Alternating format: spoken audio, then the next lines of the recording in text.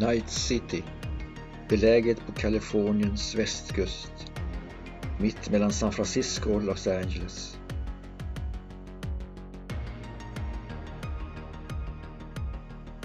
Huvudstaden för alla Edge Runners.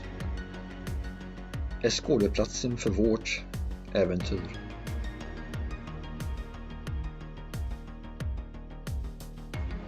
Ner till Little China.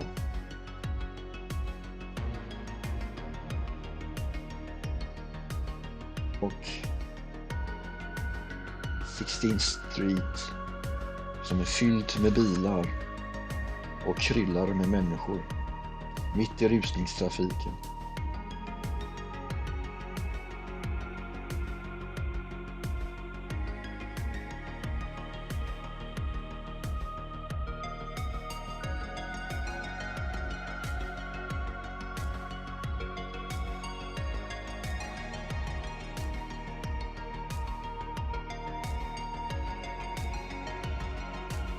Okej. Herregud, här har någon preppat. Alltså, Vad sa du?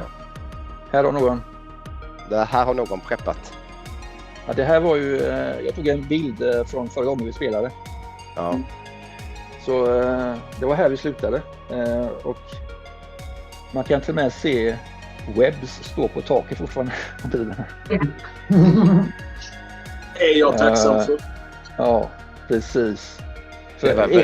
Ni gjorde ett väldigt fint samarbete här, måste jag säga. När du gjorde din gun fu och den där tjommen som ligger ner. Och på grund av din liksom, ditt skott så föll han in mot sidan här på bilen. Liksom. Och då höll han fast där. Vem pratar du om nu? Jag pratar om Fnord här. Ja. Och då mot slutet så kommer ju Webbs och liksom lägger sin pistol mot huvudet och trycker av. Pang. Killen som ligger här, det var Jack som fick ner honom. På samma sätt sköt honom så han ramlade ner på marken, så gick han fram mot huvudet och tryckte av. Killen som ligger här, det var ledaren. Han blev ju skjuten av Nagato. Det var det första som hände. Rakt i huvudet. Rakt i huvudet, så splattar ut hela hans hjärna här på sidan. Medans Jack försökte då slåss mot den här killen som också ligger ner, som hade en big grip. Alltså han hade en cyberimplantat som gick ut så från armen med sin katana, men han rödkroman, han lyckades parera då. Men han blev skjuten av Moonshine som sköt med sin 357 Magnum rakt i benet, så han ramlade ner på golvet och skrek och grät. Och sen så avslutade honom fint där med din kniv, Moonshine. Så slutar det, och det är en jäkla massa blod på asfalten. Det regnar fortfarande, lite duggat, lite grann, inte jättemycket, men det blandas med vattnet. Neonen lyser liksom, och det är blod, folk ligger ner. Gångtrafikanterna, de gick ju liksom här, de tog ju omvägar liksom, för att de förstod ju ganska snart att det var någonting som höll på att hända.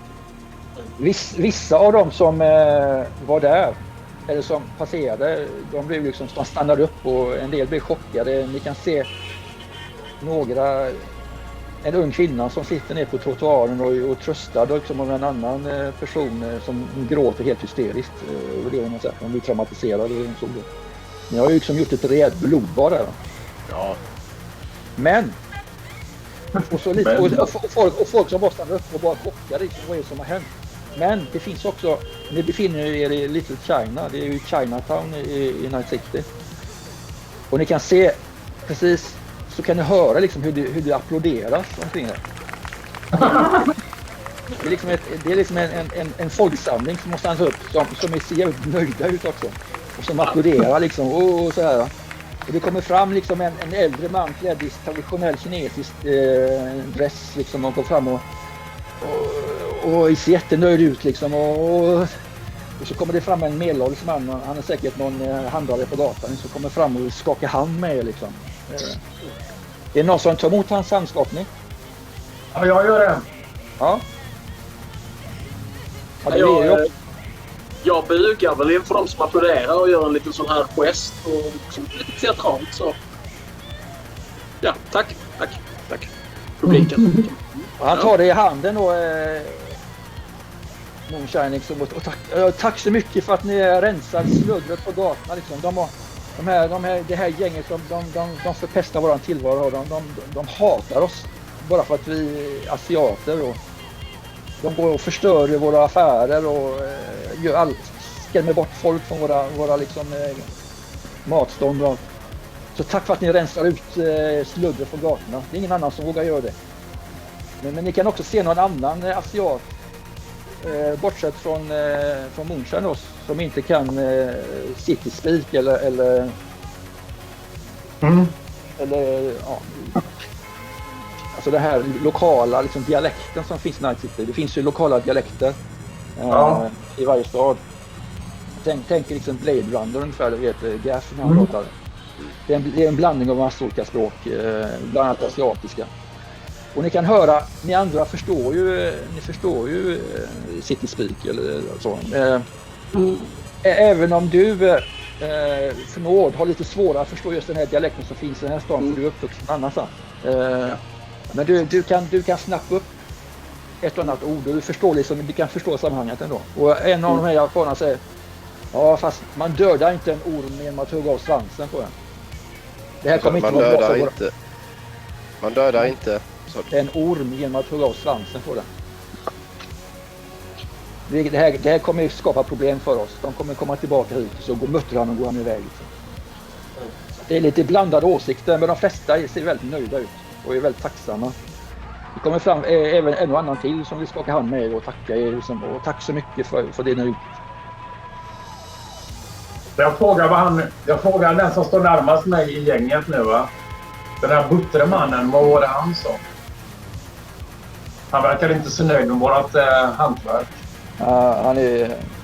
Han som skakade hand med det, den här medelålders han svarar liksom, ja, men han är orolig för att de kommer att återvända med fler och förstöra riktigt rejält för oss. Men de kan inte koppla det till oss, det var inte någon av oss som gjorde det.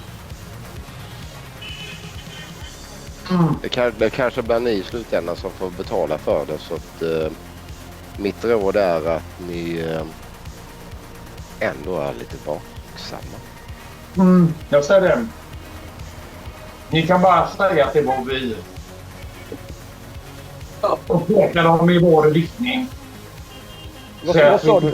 En sväng igen och... Kan du fråga vad du säger? Jag hörde inte vad du sa, Moonshine.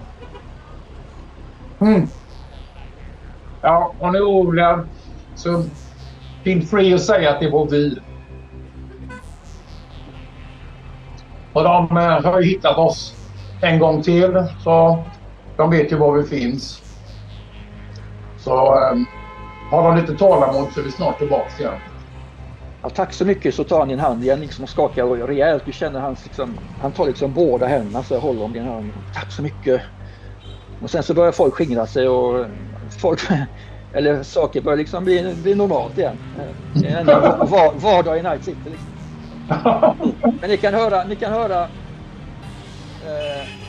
åt det här hållet, vilket är österut eller västerut. Österut åt här hållet och som eran bil är vänd. Västerut så kan ni höra liksom en polissiren. Ja, det är dags att gubbar, det är dags att gå in i som kommer fram liksom runt hörnet på en byggnad som är kanske 200-300 meter österut. Så ser ni liksom polisbilen liksom med sirener och blå och röda ljus komma fram liksom. Och bilar flyttar på sig så att de kommer fram. Så. Ja, det här är ju som Jack and shit och Jack just left town. Så let's get moving. Ja, kanske är dags att hoppa in i bilen och dra iväg dem. Ja. Alltså vi är framme. Vi ska ju in här. Aha. Är vi framme? Vad menar du framme, vad då? Hade vi inte, förlåt, okej, off game. Hade vi inte kommit till... Nej. Vi är fortfarande utanför Atlantis. Ni har kommit ut från Okej, förlåt. Det var ett tag sedan sist. Jag hade för mig att vi hade åkt dit till destinationen. Okej, då springer vi in i bilen då. Ja, så jag får in Girls. Så hoppar jag in i förarsätet. Och vrider om mycket när de här scenerna kommer för nära. Ja. Ni kan höra från högtalarsystem. Stäng av bilarna! Hur långt ifrån oss här då? Lite drygt, kanske 70-80 meter ifrån. Har han kommit hit nu? Stäng av bilarna. Flygande bilar eller är det markburna fordon? Markbil. En. Finns det så vi kan svänga runt ett hörn och utan synhåll ganska fort? Ni kan köra ut men det finns ju... ska vi se. Det är ju ganska mycket bilar som finns omkring här, men man kan ta sig fram, men man får liksom... Det är inte jättehög hastighet vi kan åka. Du kanske kan ha max kanske 20 eller någonting sånt där här. Eller knappt, kanske 10 km i timmen kan köra. Och det tar den polisbilen också ungefär lika fort att ta sig fram. Ja, okej. Vad säger ni? Ska vi stanna och prata eller ska vi åka? Vad röstar ni för? Nej. Vi skulle ju kunna... Vi har väl några rökgranater på. Nej, det har vi inte. Vi har några Claymore-minor. Ja. Nagato, du är ändå en corpo-operativ. Hur tänker en corpo-operativ i en sån här situation? Att man absolut ska komma utom synhåll om man inte kan prata sig ur det. Så man kastar handgranater på. Nej, men jag tänkte ju om vi hade rökgranater så hade vi kunnat skjuta bort det och få täcka, för då blev det ju helt mörkt. Så att jag gick bara igenom lite högt vad vi hade. Vi hade inga rökgranater kvar. Nej. Så det var ett sätt att täcka vår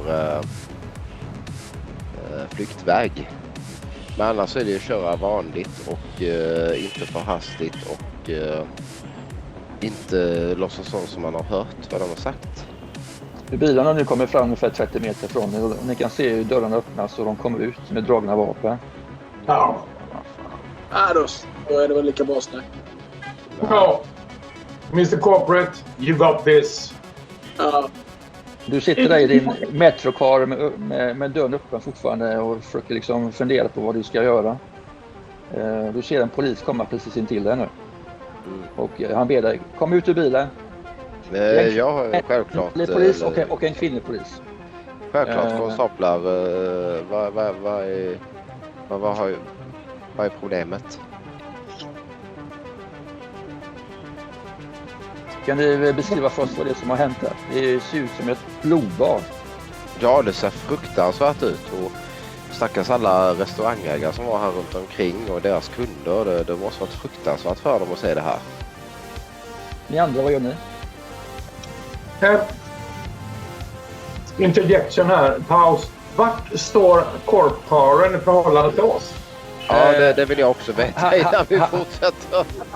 Corpobil eller polisbilen är utanför bil här, men den befinner sig någonstans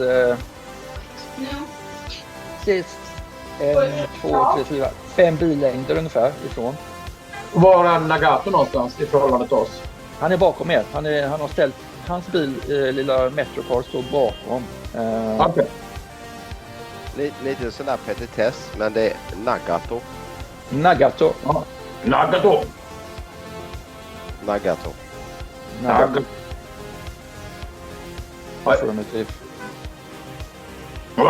Det är betoningen på tåret, inte på första året. Eller inte på ett gat så att säga, utan på tåret. Nagato.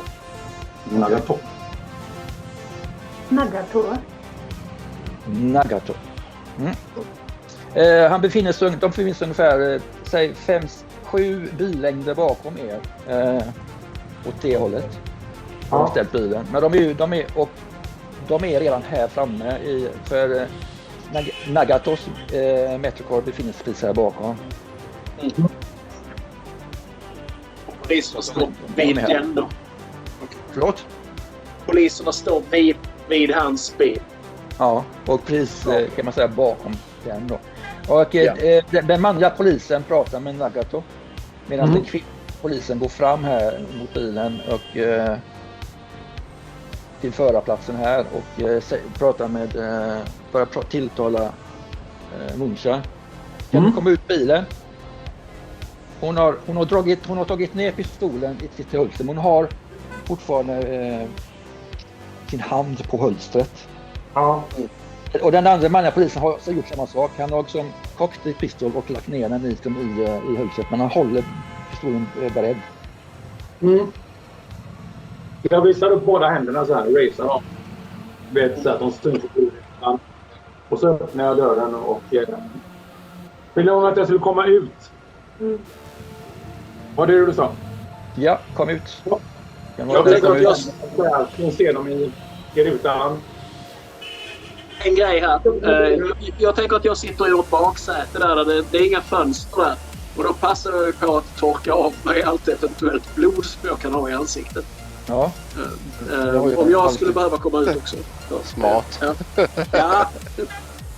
Lite enkelt. Han tar ett sån här opapper med allt tvättservett. Ja. Tvättservett har man inte. Nej. Jag kliver ut i alla fall med händerna uppe. Och så lugn så liksom. Jag bara upp med händerna liksom lite grann så här. Bara precis så att de är tomma. Ja.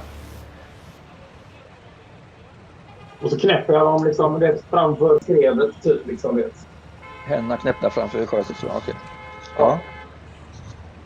Gött. Men för att visa att jag står i en lugn pose liksom. Ja. Jag vill att Muncha, vi börjar med Muncha och sen går vi till Nagato igen. Jag vill bara veta vad Webbs gör. Ja, jag sitter kvar i bilen. Du sitter kvar i bilen. Fnord verkar ju sitta i själva lastutrymmet där bak i bilen. Det finns ju en sittplats där också, en sittplats. Sitter du jämte, då borde du sitta jämte föraren då, misstänker jag. Webbs alltså, eller vad sitter du? Eller vad är det någonstans? Jag vet inte, någonstans i bilen är jag. Ja, vi kanske skulle fastslagit innan. Men så ska vi sitta över flammings. Vem sitter bredvid Muncha? Okej. Ja, men du ser att Muncha har gått ut liksom på gatan och står och pratar med den kvinnliga polisen. Ja, jag sitter och kollar i backspegeln. Kolla vad som händer. Yes. Ja. Muncha, jag vill att du ska slå din coolness, alltså en D10 på till din coolness, och du kan lägga till din reputation som är just nu 7 här i Night City. Så din coolness är 6 plus 7 plus en D10. Ja. 6, 7, 13 plus 14. 14. Ja.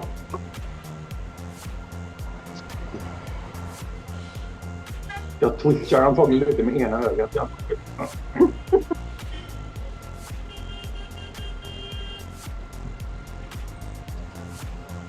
Det är inte så gott det där. Nej. Ja, men du märker att hon taggar ner. Ja. Hon låter inte lika myndig i sin röst längre när du kommit ner. Och hon ser mer avslappnad ut. Hon släpper liksom sin hand från pistolhölstret och står med sina händer på höfterna så här och tittar. Ja. Så går vi till Nagato. Du får göra likadant där, Nagato. Du får ta din coolness, din reputation som är 7 och en D10. Min reputation som är 7 sa du, ja. Ja, och en D10. Och coolness som är 6. Din coolness är 6. Och så... Ja, så 13 plus en D10 då alltså. Precis.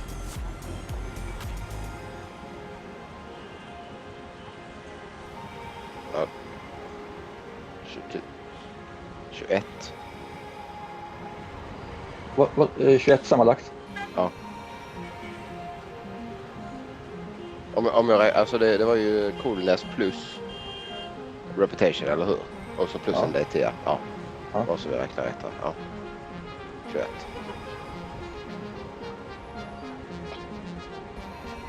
Polisen har fortfarande kvar sin hand på hölstret. Han tittar på sin kollega, men han har liksom en stränghet i rösten. Ja, jag försöker se lite chockad och nervös ut, så tagen. Ja, du känner att du inte har kontroll över situationen nu. Du känner att polisen har överläge.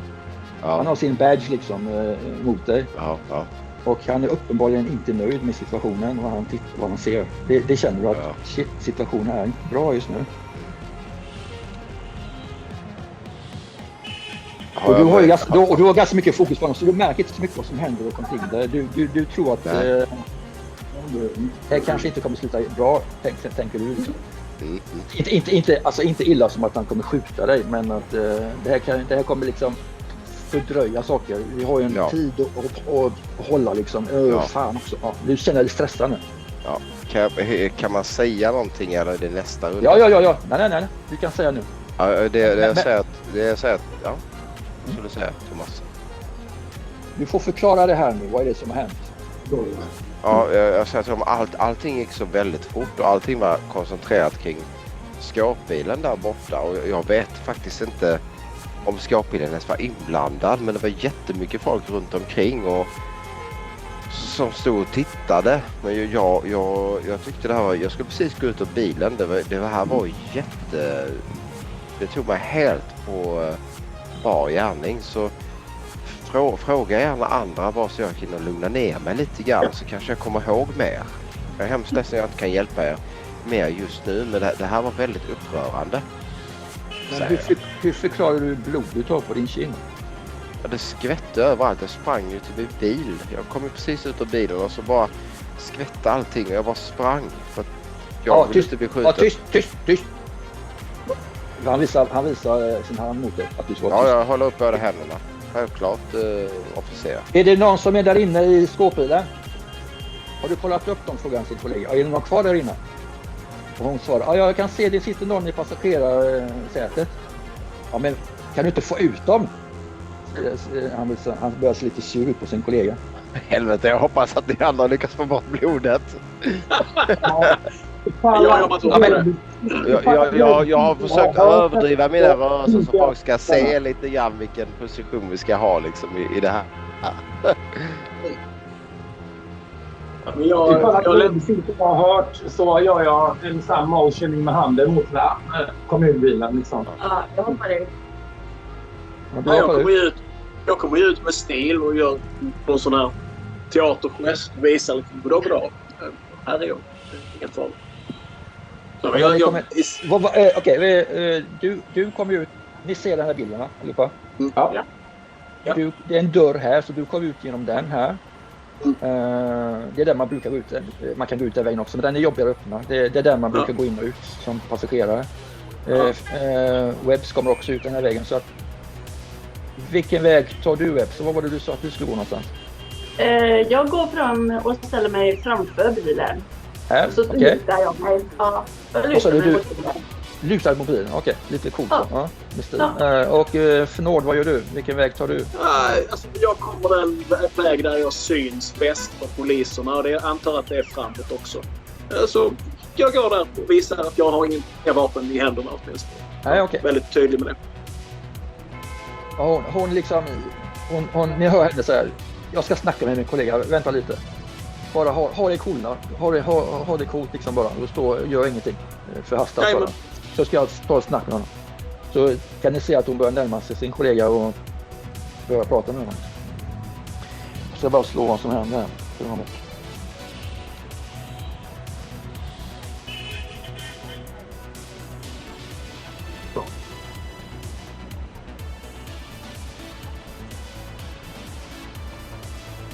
Nej, här är fortfarande inget. Ja, du ser att de liksom börjar dividera. Och så liksom till slut så liksom ser att hon lackar liksom och liksom på något sätt kapitulerar inför honom. Och så går hon tillbaka till er här framme och säger vi måste göra det här liksom nu. Vi har lite, ni får förklara er nu. Vad är det som har hänt egentligen? Säger jag. Vem man slår någon initiativ för ordningen som inte pratar i munnen på varandra eller annars vi kan köra våran vanliga initiativ och då är så, men du kan börja så går vi från din ordning från dig sen runt. Okej. Det säger jag att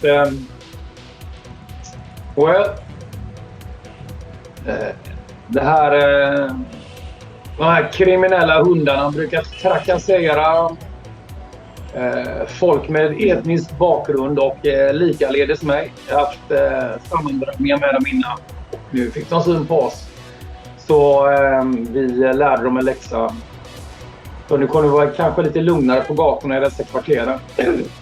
Ett tag framöver får vi hoppas. Och vi använde precis det våld som nöden krävde. Och de stod och väntade på oss när vi skulle gå till våra skåpet. Och vad var det de gjorde då som gjorde att ni var tvungna att... De kom emot oss med dragna vapen. För som sagt, de har en beef med mig sedan tidigare. Och varför vet jag inte. De valde en beef en gång och då fick jag sätta plats. Och nu stod de här och väntade igen. Och den här gången blev det väldigt allvarligt.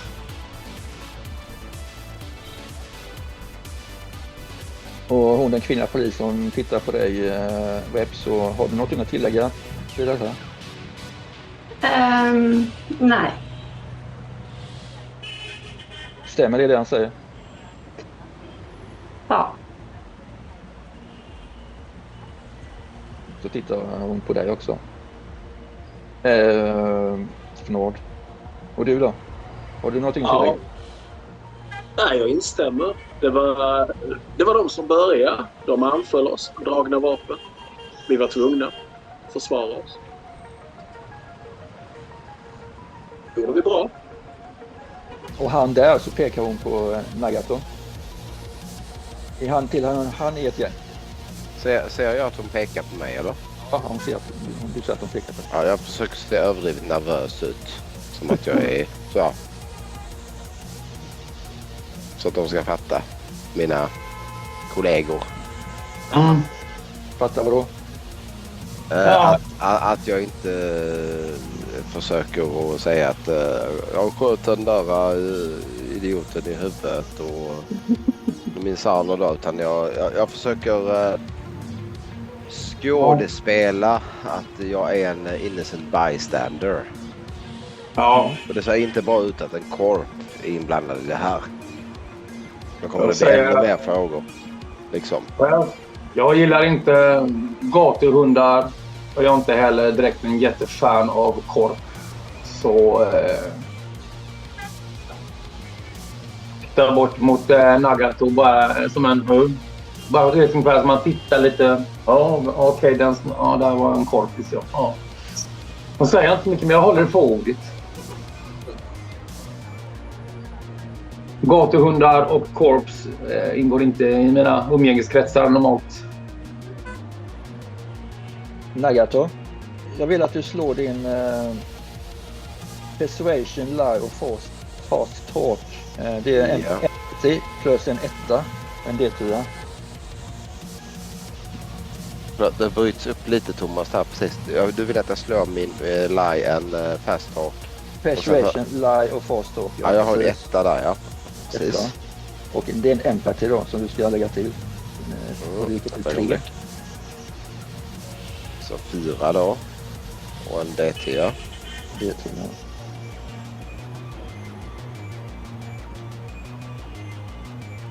9. Sammanlagt. Ja. Det blev tyvärr inte mer så. Nej, jag förstår.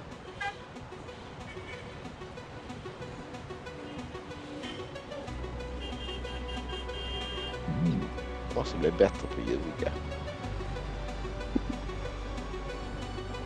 Du ser på honom att han blir lite osäker. Han ser inte övertygad ut. Hinner jag göra någon form av, kan man göra någon sorts smidighetskast eller någonting för att tajma in en handling, alltså fysisk handling eller en fråga mellan för att, eller kan jag bara säga det? Ja, det jag frågar om är så, förlåt officer, det här var, jag känner mig lite, har du möjligtvis lite vatten jag kan få? Det här var väldigt jobbigt att se. Jag var helt oförberedd. Vatten. Ja, tack. Du vill ha vatten av mig? Om du har. Det var bara en fråga. Jag var helt oförberedd på det här. Jag känner mig lite darrig och yr av det här. Jag vet inte vad det är. Ni kan se också att det kommer en annan bil. En vit skåpbil körandes framför andra hållet. Från öster. Det står Meatwagon på den. Ja, det står Bodyband. Okej. Off game. Thomas, det jag försöker göra här i och med att jag märkte att han var osäker. Det var ju spela på hans osäkerhetskort. Genom att fråga efter någonting som verkar få honom att tycka att jag är i behov av någonting för det här var jobbigt. Som kanske då ska psykologiskt förhoppningsvis övertyga honom om att jag var mer eller mindre än på fel ställe vid fel tidpunkt. Okay. Helt enkelt. Du får slå samma slag igen. Persuasion line förstår. Men du har lägg till en bonus på 2. Ja. Så 4 plus 2, det är alltså 6 plus en DT då. Ja. Oj, vänta. Jag har ju fortfarande de här digitala med lite. Där plus 6. 14. Behöver du något nytt? Ja, du märker att han slappnar av nu och tar bort sin hand från pulset. Yes! Jag har inget gästtecken. Jag har tyvärr ingen flaska här, jag har det i bilen. Men du kan säkert fråga herran här borta så pekar han på bodybandbilen så kommer. Och det kommer ut folk i vita dräkter liksom. Är det okej att gå fram till dem och så eller? Ja. Okej, men du gör ju det som han säger liksom att när jag väl kommer fram där så pratar jag. Officeren sa att jag kunde fråga om en flaska vatten. Ja, vänta lite så hittar han så tar han ut liksom en halv liter dunk, en plastdunk liksom i vatten. Ja, vad bra. Viktigt att hydrera sig själv så att och hans kollegor har liksom splitt sig och börjat liksom titta till alla där och konstatera att alla är döda och de tar ut bårar och börjar plocka upp resterna om man säger så på dem. Så att så polisen kommer fram till det igen här mannen. Du säger att du har ingenting med detta att göra alls då? Inte vad jag kommer ihåg nu. Jag kanske kan komma in vid ett senare tillfälle om jag kommer ihåg mer. Men just nu är allting väldigt rörigt i huvudet på mig. Det kanske blir bättre efter jag har druckit vatten. Jag vet inte. Ja, han släpper sitt intresse för det så går han till sin kollega och er andra då. Behöver man slå att hålla sig för garbeslag nu? Nej. Alltså, det är nu jag ska säga till den här kvinnliga polisen att och peka på handen där borta i bilen eller han som är ute och fixar vattnet. Han flydde ju som en jävla hund så han sprang ju som om man hade kastat smällare efter honom. Det är liksom, han var skiträdd. Det beror lite grann på ifall du har uppfattat mina signaler rätt om du har sett det ens så sett. Ja men jag läser och så, jag gamblar lite här tänker jag.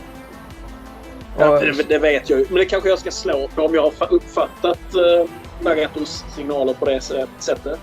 Nej, det behöver inte slå. Jag tänker att bilen står ju så nära oss. Nagatos bil står ju ganska nära oss. Så vi kanske borde ha hört det. Det är så borde ha, vad sa du?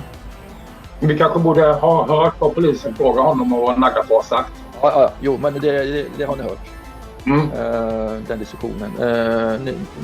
Sen börjar den manliga polisen gå iväg från er. Han känner att den kvinnliga polisen har kontroll över situationen och går fram till en av de gråtande kvinnorna liksom, som sitter på trottoaren fortfarande och börjar prata med henne lite grann. Så frågar kvinnan polisen då, så att för att sammanfatta det här då, så att ni säger att ni 4 då, alltså de pekar också på Jack. Ni 5 pekar på Wolverine också. Ni menar att de börjar anfalla er och ni försvarar er mot deras anfall och så dödar ni dem allihopa. Har jag förstått det? Vem frågar han? Han frågar allmänt er.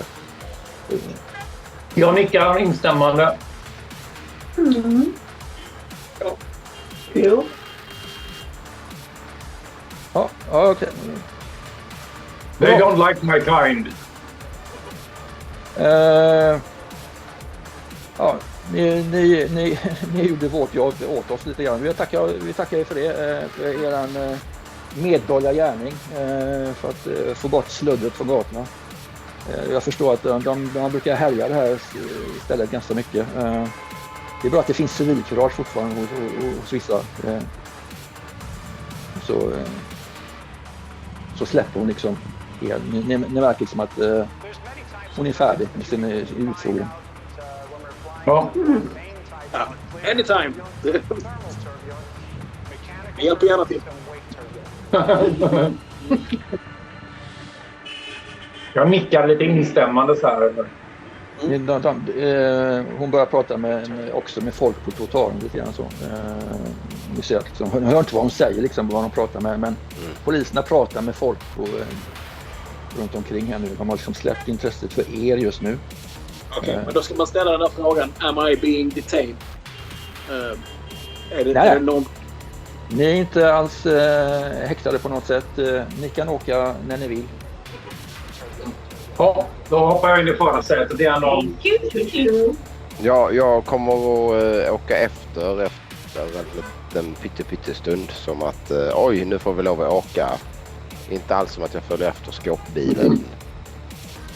Om man nu kan göra det på något smidigt sätt. Åker Wolverine med oss, eller?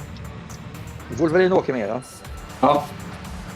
Men vi plockar väl bara upp Nagato typ om 1 eller 2 kvarter. Ja, något sånt. Vi skulle ju ner till det här andra stället.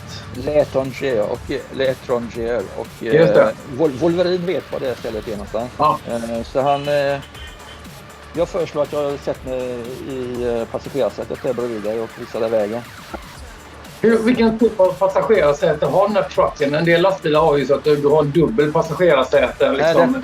Nej, den har en enkel passagerarsäte. För det finns ett utrymme mellan stolarna och man kan liksom... Och det är liksom en concealed compartment om man säger så i förarkabinen. Och det är en dörr liksom så man kan komma ut till förrådsutrymmet där bak. Så att det, och jättebra fönster som man kan kasta ut grejer ur.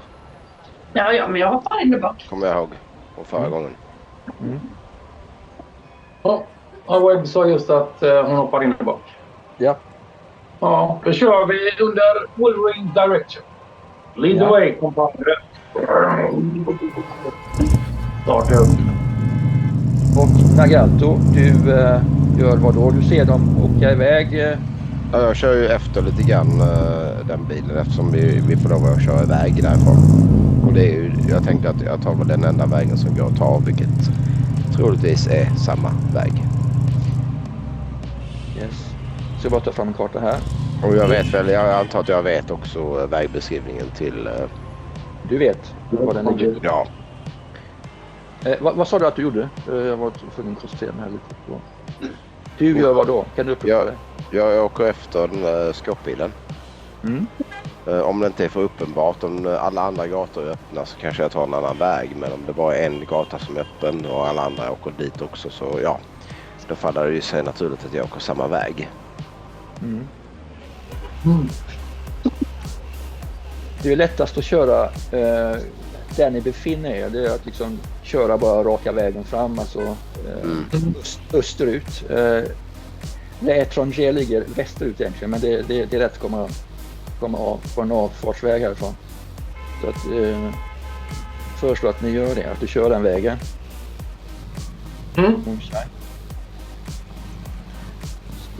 Jajamän. Jag följer Wolverines directions liksom. Så bara ta fram kartan här på, hoppas det är rätt. Ja, det var rätt. Ni befinner er just nu på den här gatan. Här. Ja. Så att han visade vägen att köra till vänster här då. Så här. Just ni kommer ut till korsningen där. Och Nagato, du följer efter vad jag förstår här, eller? Ja. Sen kör ni längs den här gatan tills ni kommer till 6th Street som går här. Tills ni kommer hit. Det tar ungefär 5 minuter. Ja, lite drygt. Säg 10 minuter klockan. När ni kom iväg så var klockan ungefär 20 över. Nej, jag ska säga klockan var halv 8, så ni har fortfarande tid. Och det har tagit ungefär 10 minuter kan man säga. 29 då.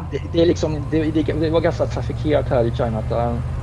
Det är hyfsat trafikerat här också, så det tar en stund att åka. Så att det är ungefär 20 minuter kvar tills ni kommer fram, när ni kommer fram till den här gatan här. Och då, det är en gata som inte CLS nu. Ni kan antingen stanna här, det stället ligger här i det huset, eller så kan ni stanna på den här tvärgatan här. Vad ställer du bilen? Jag ställer mig på den gatan som man inte står på, ifall att du behöver på något vis splitta upp oss. Du har ju kört bakom dem hela vägen. Och vad ställer du, Moonshine? Vad ställer du i eran skåpbil? Ja, det är bra med en strategisk getaway, så att det är lite clear att hoppa in ifall man behöver ta. Ja. Så antingen och kan du stå här. Vilken väg verkar bäst då? Jag kör ett väg runt kvarteret och scoutar ut bara liksom. Och du tar här. Stannar du här med då? Ja, det blir bra. Ja. Och Nagato då, du ser att de kör runt bakom hörnet. Ja, jajamän. Ja, det är precis utanför. Det är precis utanför den byggnaden då. Ja. Så här har det ställt dig Moonshine. Och Nagato står här bakom. Okej. Jag hoppar ut ur bilen och ställer mig vid entrén och avvaktar tills de andra kommer. Med intention att jag kommer säga på ord innan vi går in. Ja, ni möter upp utanför entrén till huset. Ja, det är ett ganska högt hus. Mycket spegelglas, liksom, en klassisk liksom skyskrapa, fast inte jättehög, men ändå en skrapa så. Ja. Typ motsvarande Göteborgsskrapor. Inte Manhattan liksom. Modernt hus. Ni står utanför entrén. Nagato står precis utanför. Ni möter honom allihopa. Samtliga är med i gänget, även NPCs. Ja. När alla är samlade så säger jag att herrar och damer, mycket bra jobbat med incidenten på förra stället. Det vi kan dra lärdom av detta som ett team är att om vi behöver göra något sånt här liknande igen så bör vi avlägsna oss från platsen så fort vi bara kan utan att dröja kvar. Oavsett om vi har 2 eller 3 eller en bil. Och inte stanna kvar och dröja kvar för länge för att kolla eventuella skador eller motståndare eller någonting. Inte stanna kvar kanske för att prata med lokalbefolkningen, även om det här, de var väldigt tacksamma, utan att vi drar oss undan så fort vi bara kan. Och det är vad Nagato säger. Ni andra är öppet för er att svara på detta. Ja, jag har inte mycket instämmande. Fair enough. Ja, jag hör dig, chefen. Ja, det är såklart för att underlätta för oss. För det här kommer inte vara en engångsincident. Vi kommer att åka ut för det flera gånger. Och jag vill även tillägga att det här uppdraget, i och med att ni nu är inblandade i, är av yttersta vikt att vi får att fungera smidigt och att vi lyckas med det. Det finns även någonting som jag behöver säga till er alla som är väldigt brådskande och väldigt aktuellt efter vi har haft mötet här inne, som jag vill att ni tar på yttersta allvar. Så med det sagt, keep your head sharp när vi kommer in här. Den personen vi kommer att träffa nu är inte någon som vi ska förolämpa, oavsett om vi tycker om personen eller ej. Och oavsett om man tycker om Corps eller ej. Det är av yttersta vikt för oss alla.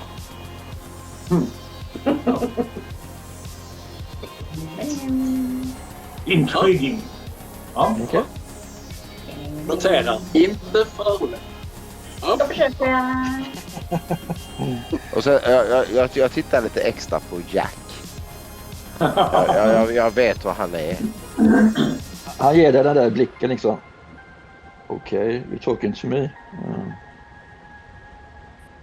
Ska du babysitta mig också? Ungefär den blicken. Ja.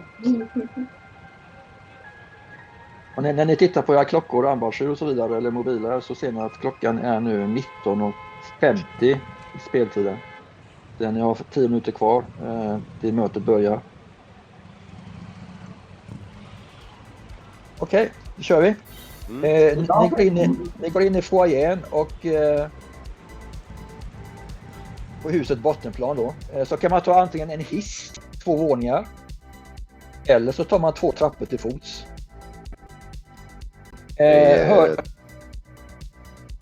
För upp i trapporna alltså. Så ni kan välja att ta hiss. Jag tar trappor också. Trappor? Ja. Confined spaces och elevator. Very ambitious. Jag vill själv. Jag och Nagato tar hissen då, så kör vi 2. Ja. Kör vi liksom. Jag tar hissen. En Corp tar hissen. Fint ska det vara. När jag kommer dig så har vi lite. Så täcker vi 2 vägar. Precis. Ja, det skulle vara.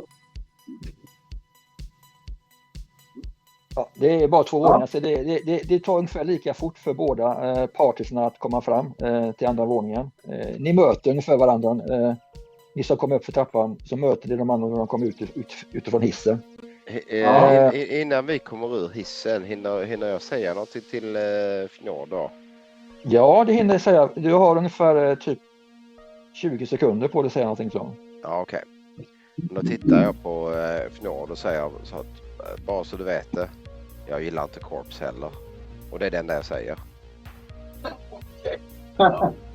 Ja, vad fan ska jag göra av den? Jag säger ingenting, jag bara tittar på dig som om. Okej. Men du kanske säger att jag kanske får en dum min. Så. Jag fattar inte vad du menar. Lite teaser. Ja. Okej. Vad ser vi när vi står här nu på andra våningen? Vad ni ser. Ni ser att det står vakter framför en ingång som ni måste passera för att kunna ta igenom. Det som ser mycket liksom tuffa ut. Väldiga uthögna som i stenblock kan man säga. Superargumenterade.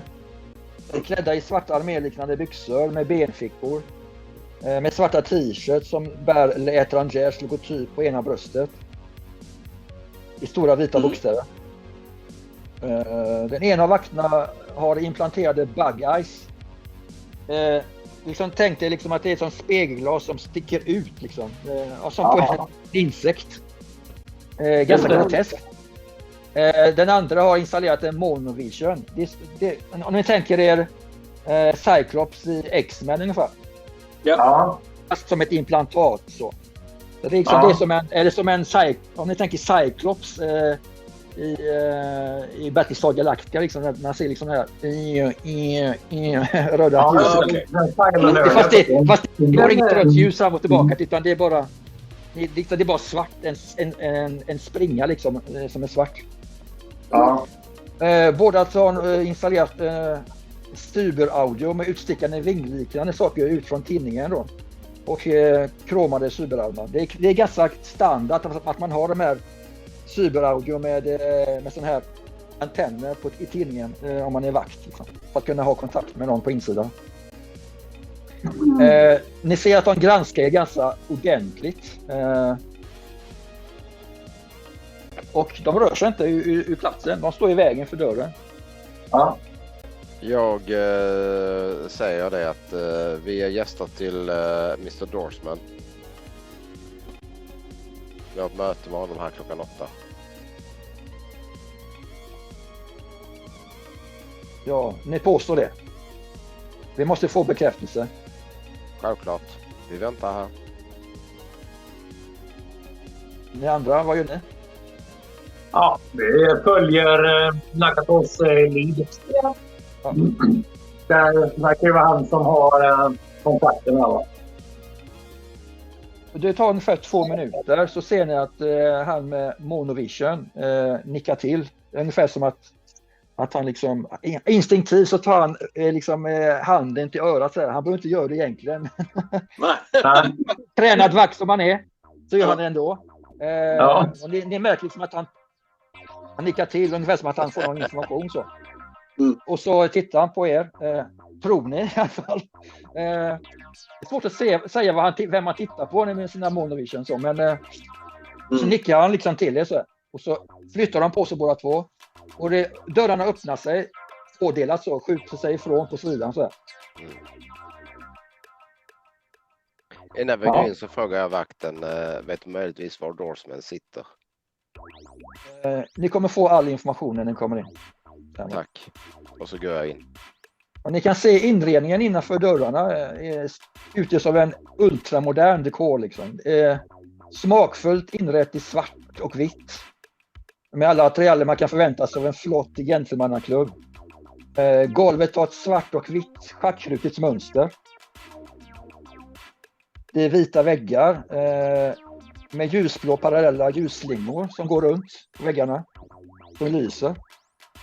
Svart tak med röda parallella ljusslingor som går längs kanterna och även i mitten. Kan ni höra mig med musiken så eller? Ja. Inga problem. Musiken är perfekt idag. Okej, gött. Verkligen. Den hörs bra idag liksom.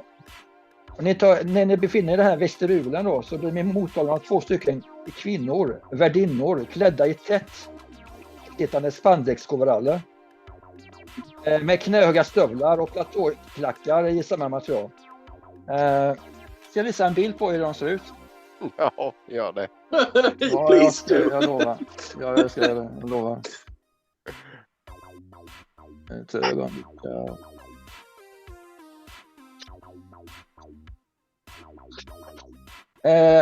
Hur många av er har sett den senaste Tron-filmen? Tron Legacy? Jajamän. Ja. Kommer ni ihåg de här kvinnorna som, liksom, som förberedde honom innan han gick upp? Jajamän. Ja. Föreställ er dem. Jag har en bild på henne. Det är hon som är med i Matrix 2. Är hon det? Ja, det är hon. Hon som sa this is also a game, have fun dear. Eller något liknande. Okej. Very Ja, jag tror du tänker på den franska skådespelaren. Men vi släpper det. Ja. Här har vi den.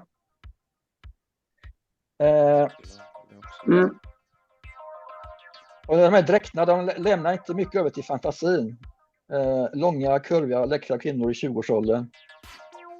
Frisyrer uppsatta en hård knut på bakhuvudet.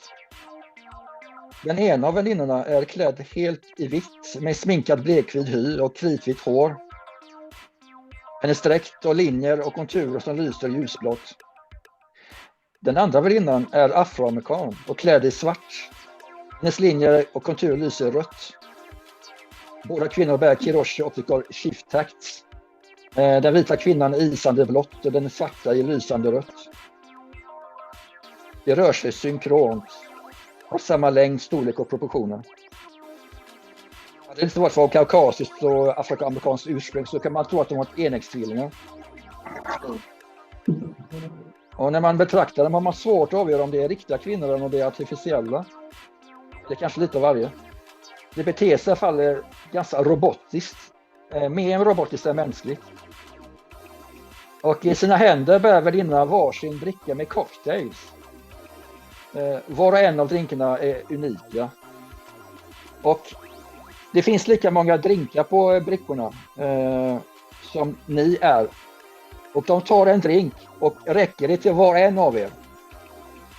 Individuellt. Räcker de ut en drink. Nu får ni beskriva vilka drinkar det är.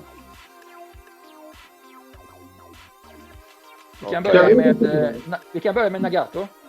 Ja, då är det en Bunnahavan. Det är en skotsk whisky från Isleöarna. Om det nu finns fortfarande. Som är utan is eller några tillbehör överhuvudtaget. Men om jag doftar på den så borde den ha 3 droppar vatten i sig och stänk av havssalt. Okay. Du får inte riktigt detta, men du får ett glas med whisky. Ja. Straight. Tämligen straight i alla fall. Och du kan liksom lukta att det är rökigt. Så det är uppenbarligen single malt i alla fall. Ja. Då går vi över till Moonshine. Vad får du för drink?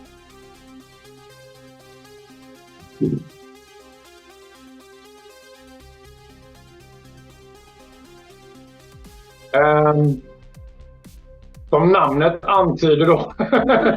Ja, jag tänkte just det bara dunk med paraply. Jag tänkte liksom jag tänker dig att en Night City High Roller tolkar en nomaddrink. Va? Och det tänkte jag liksom ett ganska högt, smalt glas, nästan rörliknande i typ så här bläckplåt. Va? Men ändå, det är stiligt, men ändå ska se ut som att det är, du vet, Wasteland Nomad. Så, va? Och den har liksom en klar sprit och så är det liksom ett par strån av sweetgrass med struktur. Som söndrar ut sin nyttiga luft i den här klara brännvinsknappen i ett sånt här högt glas som kanske är 12 cm högt. Det är lite oproportionerligt för oss. Tjockleken på glaset, eller inte glaset men det här bläckröret så att säga, är väl 3 cm i diameter. Det blir nästan som ett provrör fast mer som ett högt tjockglas. Okej. Webbs. Du får en sån. Webbs, vad får du för någonting? Ja, och det man får göra. Vad finns det för drinkar?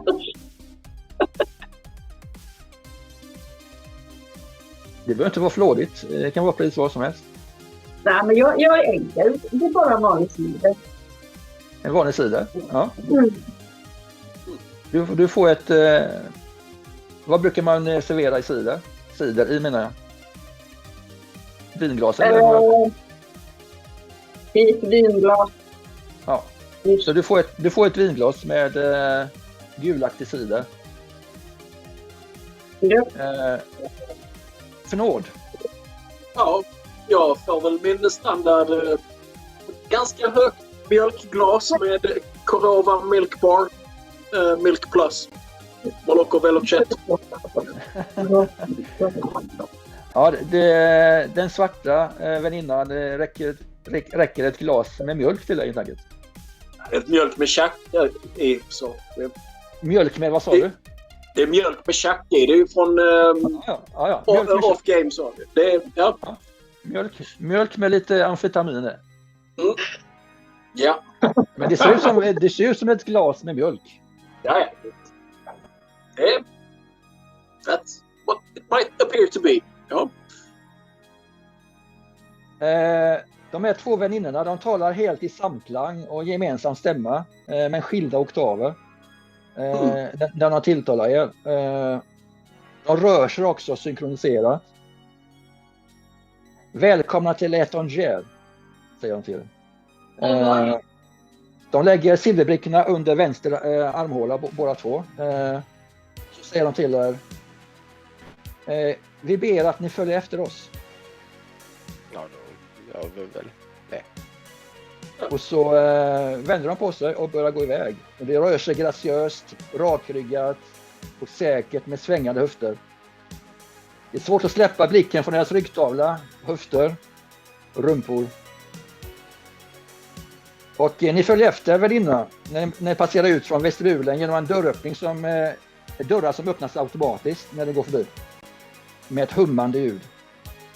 Och väninna för er längs en lång korridor som svänger 90 grader till höger och leder fram till en garderob inbyggd i väggen.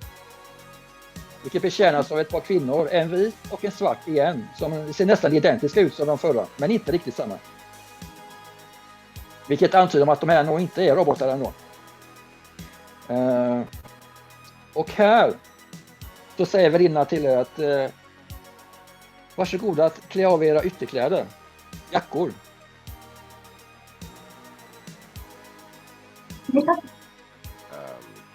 Ni kan välja här vad ni vill göra. Nej tack, jag behåller min på. Du håller på din jacka kvar eller din rock? Ja. Ja, jag hänger av mig ytterrocken bara. Lämnar man den till någon eller hänger upp den själv på en galge eller hur går det till? Nej, du lämnar till en av de här väninnorna, den vita. Ja. Står närmast dig. Och ja. Nagato? Jag hänger av min ytterrock.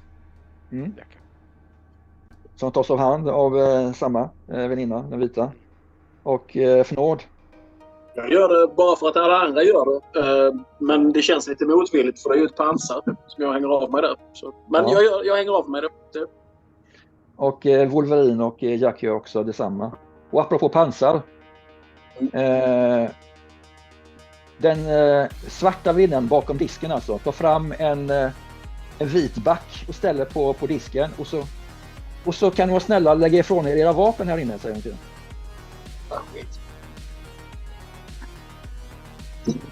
Jag tittar på... Ni märker att det här är... Hon är vänlig. Men ni märker att det andra kanske mer var en valmöjlighet. Här är det inte någon större valmöjlighet. Det hör man på hennes ton liksom. Ja, jag vänder mig till gruppen eftersom det är jag som håller i själva mötet. Som sagt, jag nickar till dem att... Okay. Och så lägger jag mina synliga vapen där. Vi börjar med Nagato. Vad tar du av det, sa du? Jag lägger mina synliga vapen i lådan. Och med synliga så menar du? Ja, jag kan ju inte lägga min doja där i. Nej. Men det är en pistol. Mina händer är ju registrerade som dödliga vapen. Ni går ju inte in med några automatkarbiner. Nej. Utan ni har ju med era handguns. Ja. Och knivar och sånt. Machete har ju du såklart. Moonshine, det har ju alltid en normal fastspänd vid benet så. Och jag lämnar ju min Sternmeier givetvis. Jag försöker Jack om att du får tillbaks dem. Det är bara ett möte. Det är en kort stund. Han lämnar motvilligt ifrån sig sin katana. Han gör det. Så vi har ett bättre möte efter detta. Där du får dina vapen med dig. Och jag lägger mina 22 i.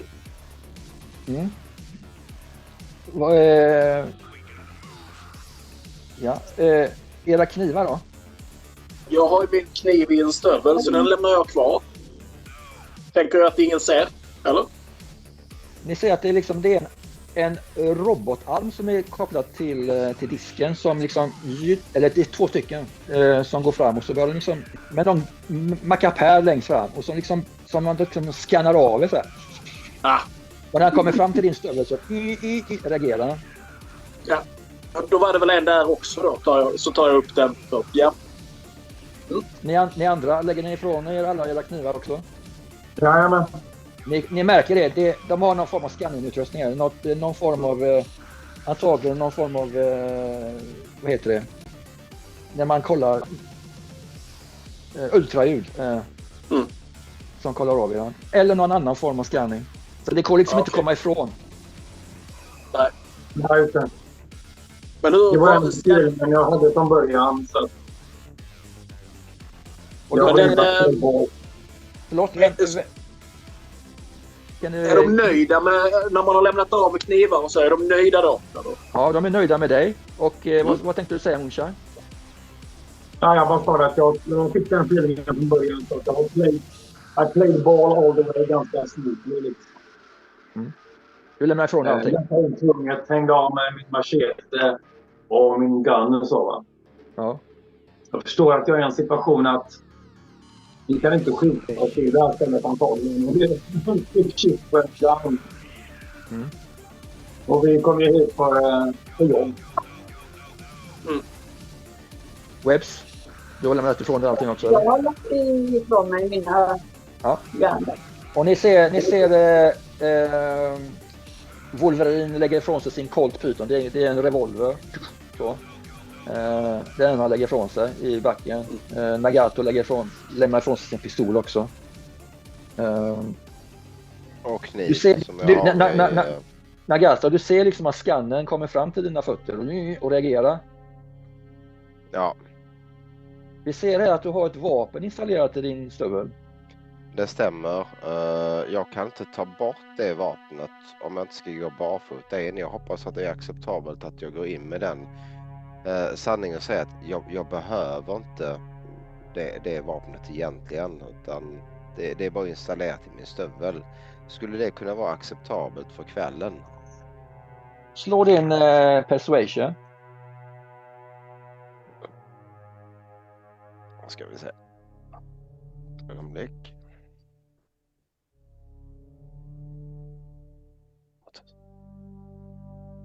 Jag ska bara hitta det. Ja.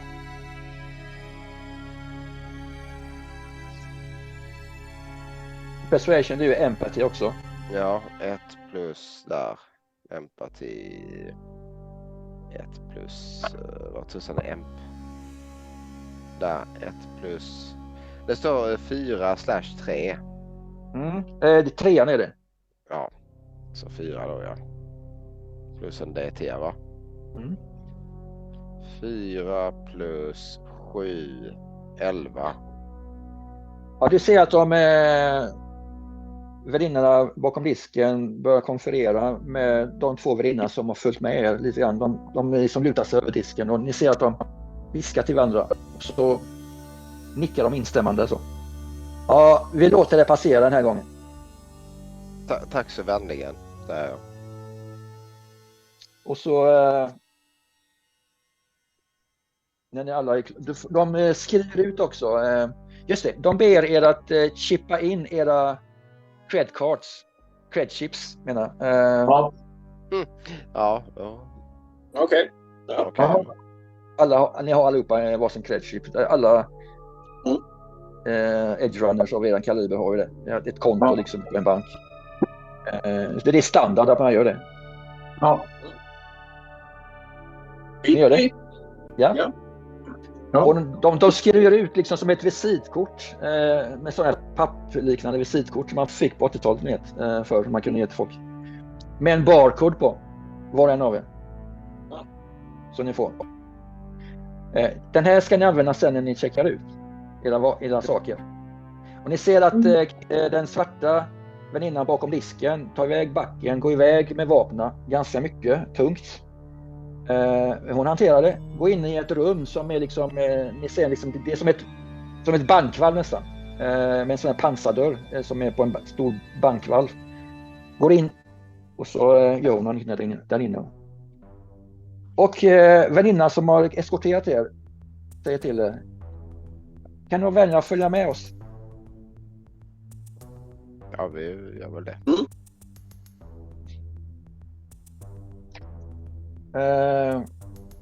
De för er ut ur korridoren, vilket leder till ytterligare en korridor, som går på tvärs liksom med den korridoren som ni kommer ifrån. En kombinerad hall också i rätt vinkel. Till vänster så finns det en hiss om er och en korridor som går svänger runt hörnet.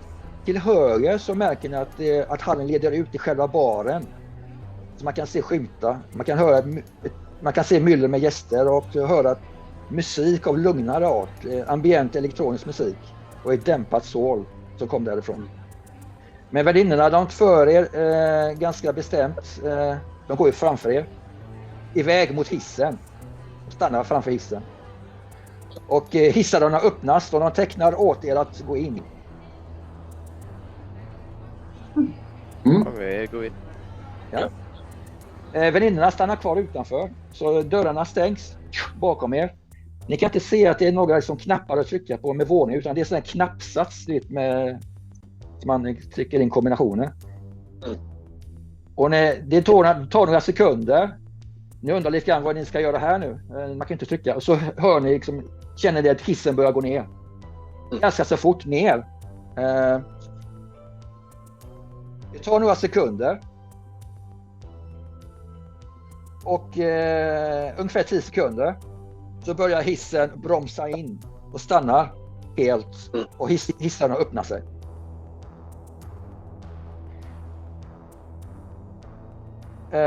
Och ni möts av 2 stycken värdinnor igen. De ser väldigt lika ut, de som lämnade över er förut. Men de är inte exakt likadana. Men det är en svart kaukasisk, eller en svart afroamerikansk och en vit kaukasisk med samma kläder och lysande liksom linjer som går på dräkterna.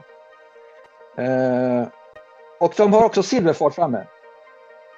Och räcker ett glas till er igen. Och nu får ni bestämma var en av er hur mycket har ni hunnit dricka på det som ni fick innan. Vi kan börja med Nagato, ja. Ja, typ en tredjedel. En tredjedel, ja. Och tar du emot nästa drink också eller tackar du nej? Jag tar emot den men lämnar fram mitt andra glas. Okej. Mest för artighets skull. Det är tydligen som man gör. Moonshine. Det är likadant. Jag tar upp de här streetgrass-stråna och så downar jag min shot. Resten har jag gått friskt. Jag ställer på brickan och tar den ut den. Och jag behåller de första streetgrass-stråna. Så man har ena nypan och den nya glaset här. Okej, och Webs, vad gör du Jag med visar att jag har kvar cider? Du visar att du har kvar. Okej, du tar ingen nu? Nej. Vad gör du med, hur långt har du hunnit dricka ditt mjölkglas? Inget alls. Jag visar så, jag har knappt börjat på den. Jag har en sitt typ. Jag tar inget nytt. Nej. Okej. Och de håller kvar eftersom ena brickan vi tom, så den vita väninnan, hon lägger brickan under sin vänstra armhåla. Den svarta har kvar brickan eftersom det är några glas som står kvar på den. Och så säger de till er: var snälla, följ efter oss. Så samma rutin igen. Går de iväg, rakryggade, svängande höfter, synkroniserade, robotiskt och så vidare. Och de leder fram till de går längs korridoren och leder fram till en dörr, vars dörrhalvor öppnas utåt. Och så pekar de båda två. De står på varsin sida och så pekar de tillsammans. Den ena med höger hand, andra med vänster hand. manande att ni ska gå in i rummet.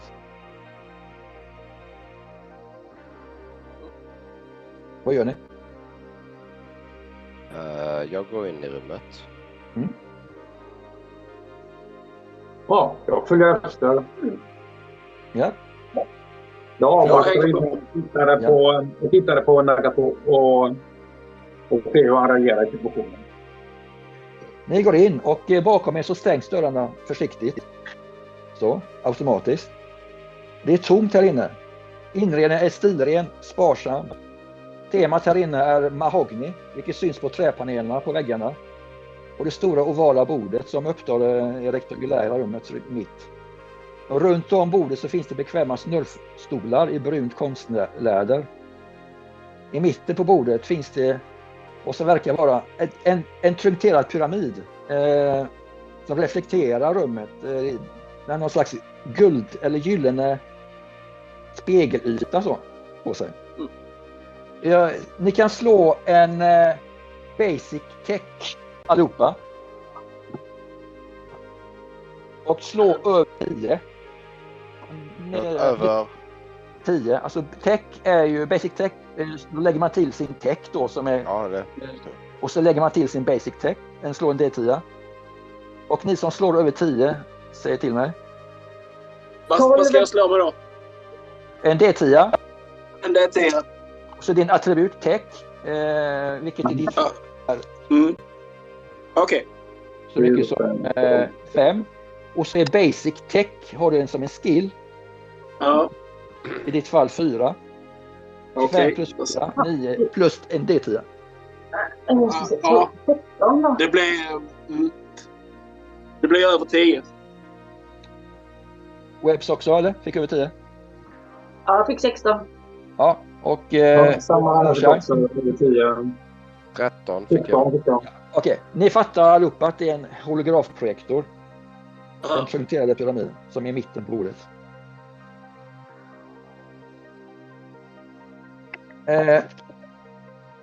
Vad gör ni?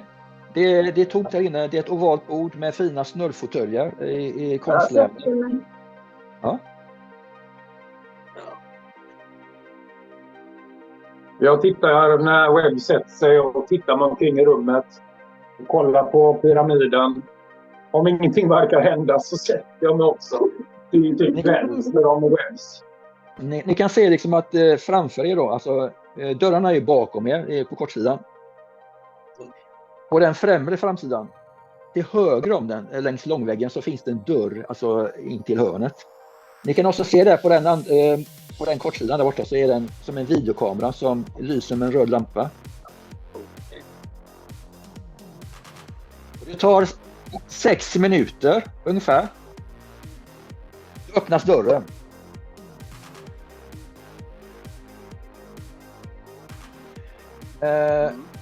Och ni kan se att det kommer in en kaukasisk man klädd i en kiselgrå tweedkostym med matchande väst och en lapisblå slips. Lite över medellängd, normalbyggd, med kortklippt hår, några dagar gammalt skäggstubb. Hans ålder verkar vara lite drygt 30. Inga synliga cyberimplantat bortsett från ett par interface plugs bakom ena örat med ett lock av guld. Cyberoptik har han med smaragdgrön iris och någon form av logotyp. Ni kan inte se vad det är för logotyp. Och han tar en ordentlig titt på er. Jag ska bara visa en bild på honom så ni kan se hur han ser ut. Ja, det är samma här. Så tar vi ner den. Så. Ser han ut? Han tittar på er med sina cyberoptiska ögon. Nickar och börjar tala med en lugn och avslappnad men säker röst. God kväll. Mitt namn är Roger Dorsman och på det företag som jag representerar, Gentex vägnar, önskar jag välkomna till denna genomgång. Vad vi önskar av er är att ni förvärvar en tillgång åt oss. Ni kan höra att hans röst har en lätt europeisk kontinental accent. Ni kan slå er English, language English. Det är intelligens plus English. Ja, okej. Och ni som slår över 20.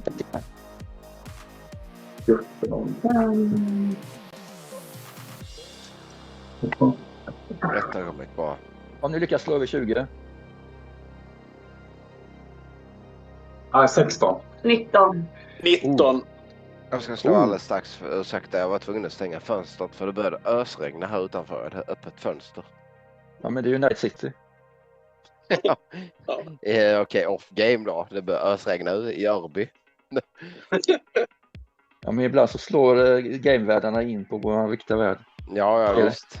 Synkronicitet och allt det där. Nu ska vi förlåt, vad sa du? Int och English. Över 20. De flesta har 8 engelska så. Mm.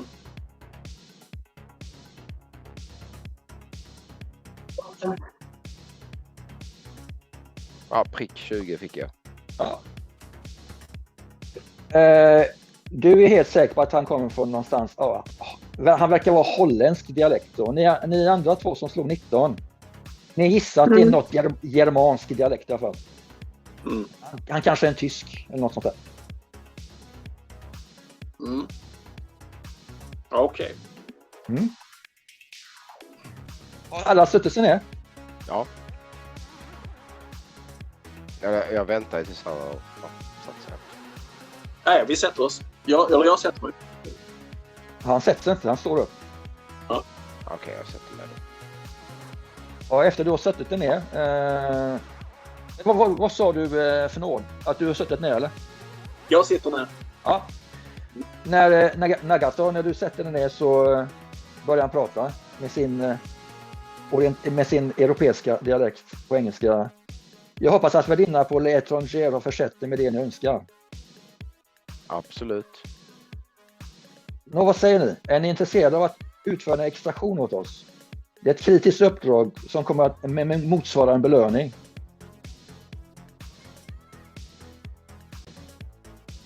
Vi är rätt grupp för att kunna utföra ditt uppdrag, absolut.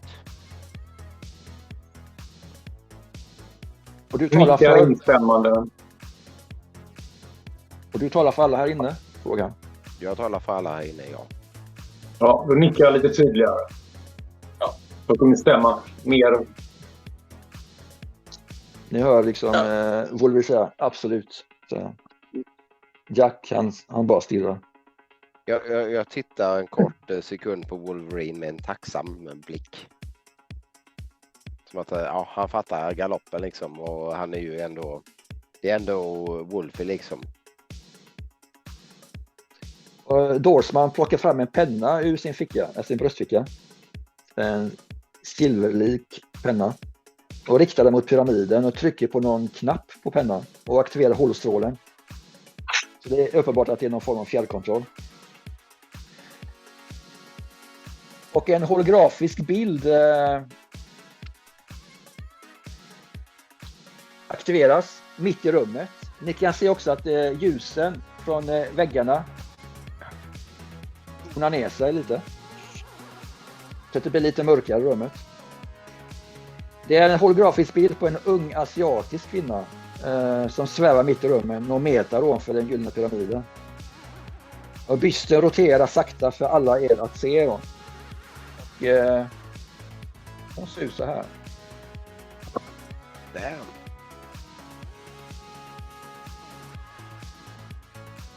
Och Dorsman pratar, säger: bilden föreställer byingenjören Naomi Watanabe, en framstående chefsforskare åt Noame Caldwell. Och NAC är ett japanskt-amerikanskt bolag specialiserat i avancerad biokemi och framstående forskning inom genteknologi. Naomi Watanabe har efter förhandlingar över ett betydligt mer fördelaktigt kontrakt med Gentech beslutat sig för att hoppa av från sin hemmakorp NAC. Hon har beslutat sig för att överlämna sig själv och dela med sig av hela sin forskning om biogenetik till Gentech, under förutsättning att hon får ansöka om patent med sitt eget namn vid sidan om Gentech. Alla Watanabes filer finns på hennes person. Det är av en väsentlig art att prioritera dessa dokument lika mycket som Watanabe. Och om ni tvingas att välja mellan hennes liv och hennes forskningsdokumentation, då ska ni prioritera det senare. Watanabe är expendable, men inte hennes forskning.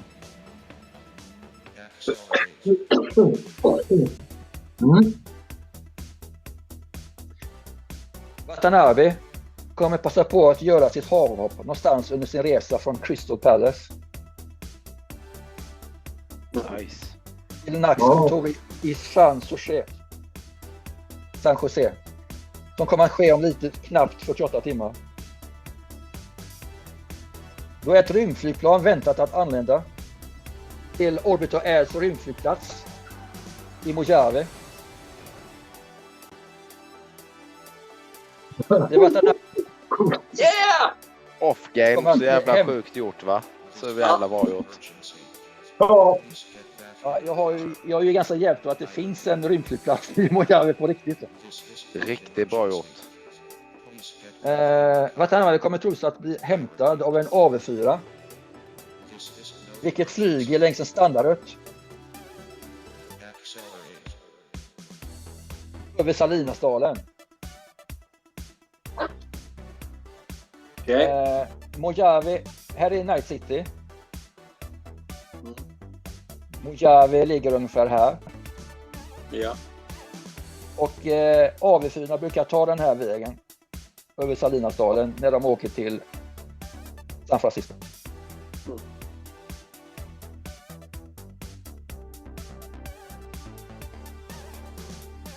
Mojave är en ganska liten, här är jag som game master som beskriver för er bara. Mojave är en ganska liten stad, så den består egentligen av en rymdflygplats kan man säga. Och alla hus runt omkring, de är typ servar i rymdflygplatsen. Det här är Mojave Desert. Det ligger ju här runt omkring. Så staden vid flygplatsen då, det är till för att serva flygplatsen. Är det även så accommodation som hotell och sånt också då, eller för resande och sådär? Precis. Ja. Okej, in-game igen. Nej. Men syftet är att inte låta denna AV4 lyfta från Mojave med Watanabe ombord. Det mest optimala är att extrahera henne strax efter hon har lämnat rymdflygplanet innan hon hinner gå ombord på AV. Watanabe kan under inga omständigheter tillåtas att anlända till San Jose, Nax kontor där, vilket innebär att uppdraget har misslyckats.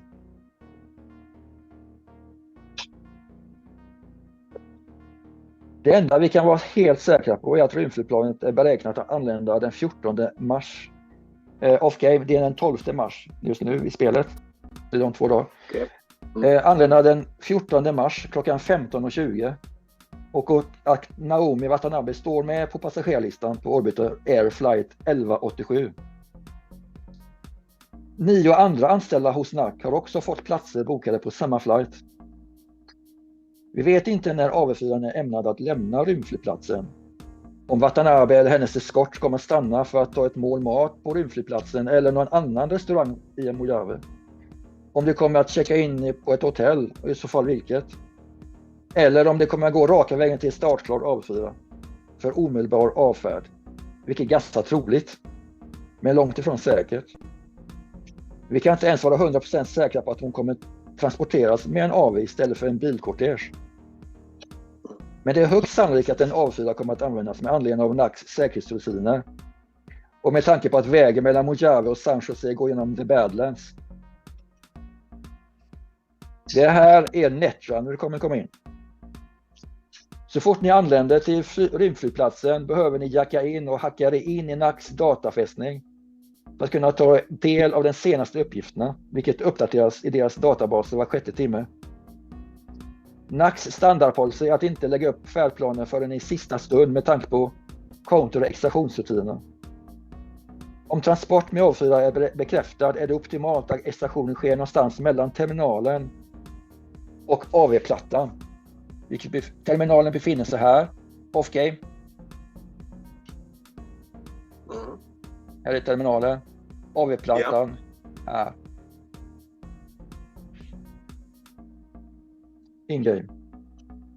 Skulle ni fallera att extrahera Watanabe i Mojave och hon antingen hinner att komma iväg på sin eskorterade transport längs landsvägen eller luftvägen, det är mest troliga då scenariot, behöver ni ha ett andra team redo att genskjuta det fordon som Watanabe befinner sig. I värsta fall behöver ni skjuta ner AV4 med en Stinger-missil. Som sagt, kom ihåg. Om ni behöver välja mellan Watanabes liv och hennes forskning, så måste ni välja hennes filer som hon bär med sig på sin person. Även om det innebär att AVn tvingas att nödlanda eller i värsta fall kraschlanda katastrofalt. Vi har ingen information om vilket format hon bär informationen och exakt vart denna skulle vara på hennes person. Men vi får anta att informationen är sparad elektroniskt och på ett datachip.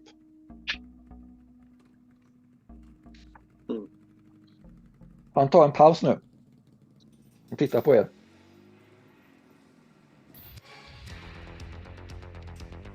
Herr Dorsman. Ja. Kan jag ställa dig en kanske något känslig fråga? Absolut. Det är öppet nu för er att ställa frågor till mig. Ja. Och det här är av rent strategiskt skäl. Hur mycket betyder hennes liv för dig? Och hennes kompetens? Vad har min person med det hela att göra? Du är den officiella representanten för ditt bolag och den här operationen.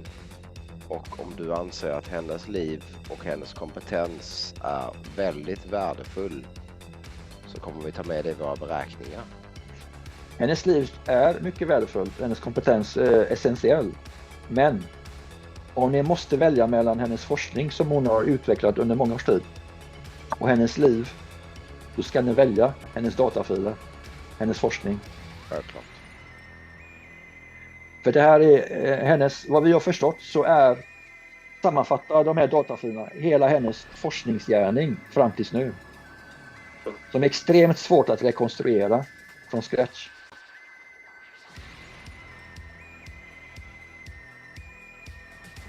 Har ni några andra frågor ni kan ställa till mig? Hur lång tid tar det att köra till Mojave här? Hur lång tid tar det att...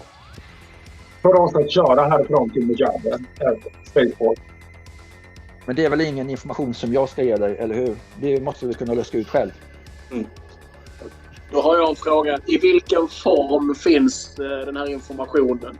Den finns på hennes person, men i vilken form? Vi vet inte exakt.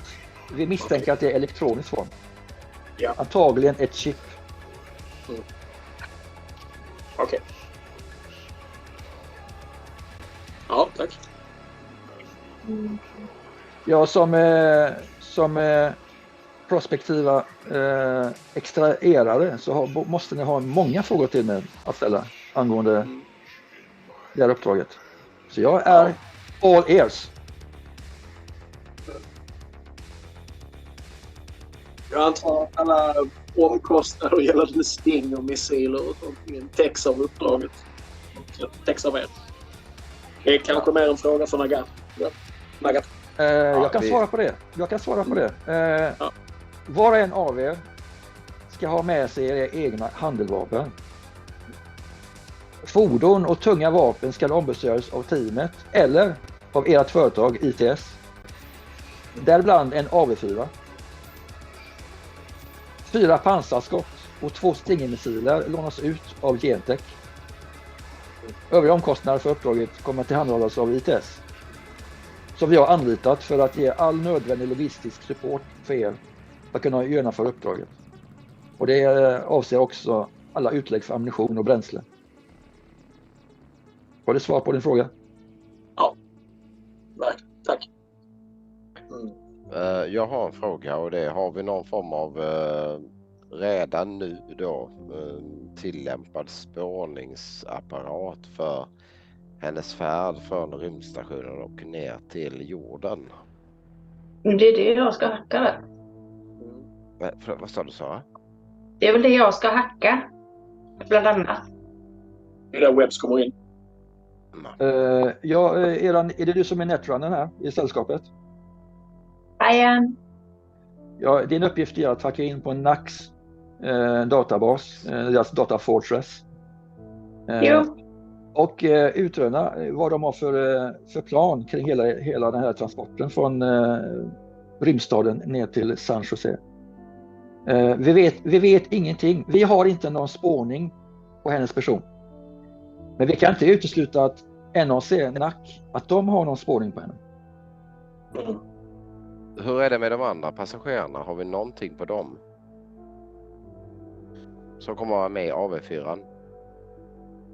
Ja, jag förstår din fråga.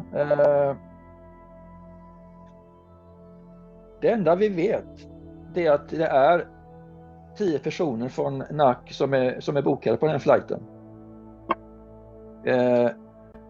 Kan vi få någon lista på de här personerna? Eller på alla personer i NAC som är från rymdstationen på något vis, som har samröre med henne, så vi kan göra en kalkylerad lista på personer att hålla koll på. Men detta är någonting som eran Netrunner får utröna. Okej.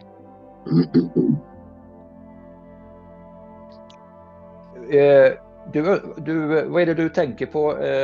Vilken typ av personal som är med? Ja. Om de kommer med på samma transport som henne och vi mot all förmodan inte lyckas och spåra henne, så kan man spåra henne genom hennes kollegor. Och på så vis veta lite mer tidsplaner, vart de ligger till och hur de ligger till. Så är det som en plan B. Det vi vet är att alla de här 10 personerna är bokade på samma flight. Sen om alla kommer att ta transporten från Mojave till San Jose, det vet vi inte. Det är någonting som era Netrunner får utröna. Den här flighten. Ja.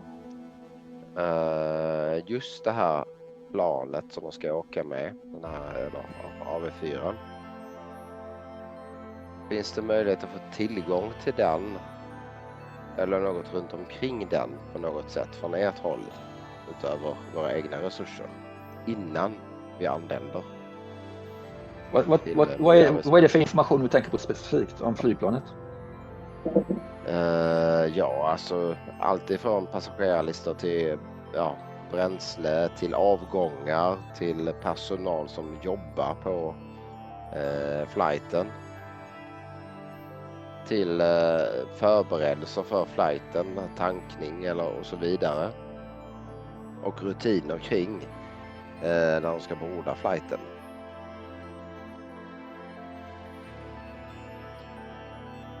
Alla sådana här rutiner förväntar jag mig att ni själva kan ta fram. Det är en ganska lätt information att ta fram.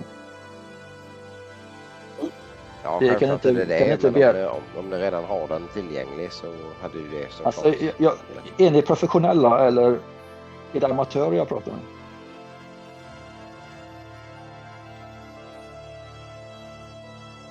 Alla vet ju att rymdflygplanet landar på från start- och landningsbanans sydvästra sida. Här landar flygplanet. Som har lite lägre elevation jämfört med den nordöstra ändan.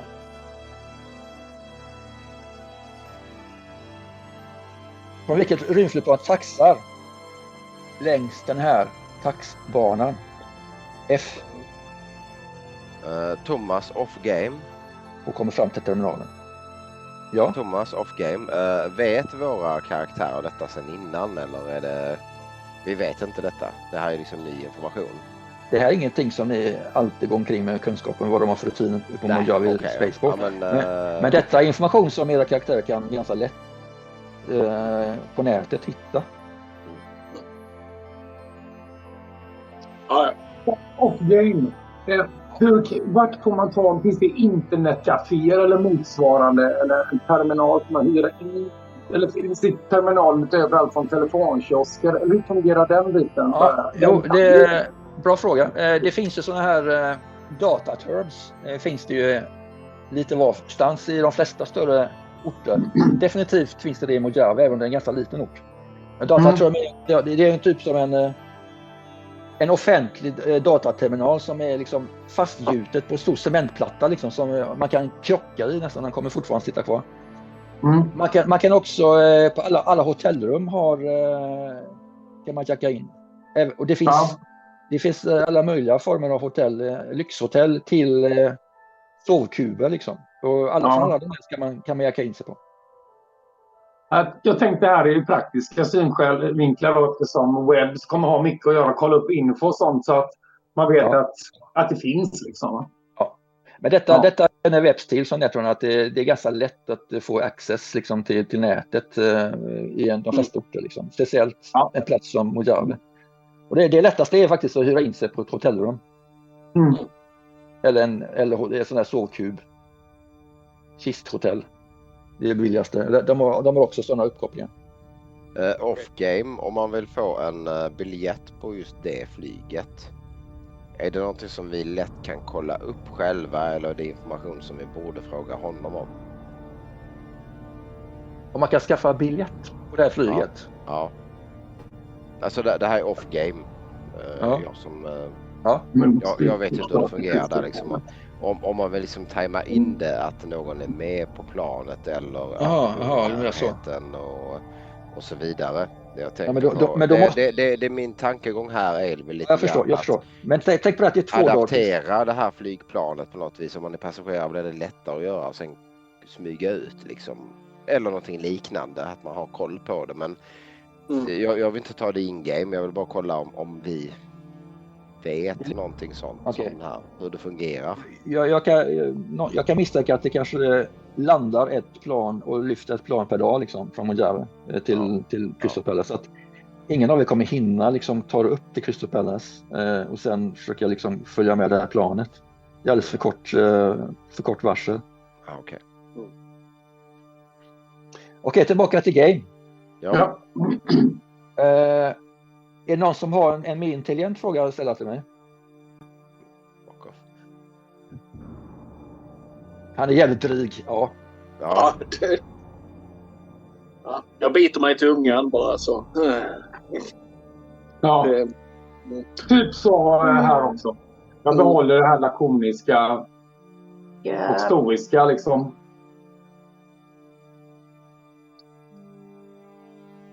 Ja. Och så säger jag, we got this. Hur säger man det på svenska? Vi fixar detta. Vi har detta. Jag tänker en fråga till. Hennes entourage. Det är självklart svår information att få tag på, men vet vi någonting om hur pass tungt beväpnade de är? För de lär vara beväpnade, va? Han suckar. Ja. Jag trodde ni var solos. Och visste hur man får reda på information av olika företag och deras säkerhet. Det är en offentlig information.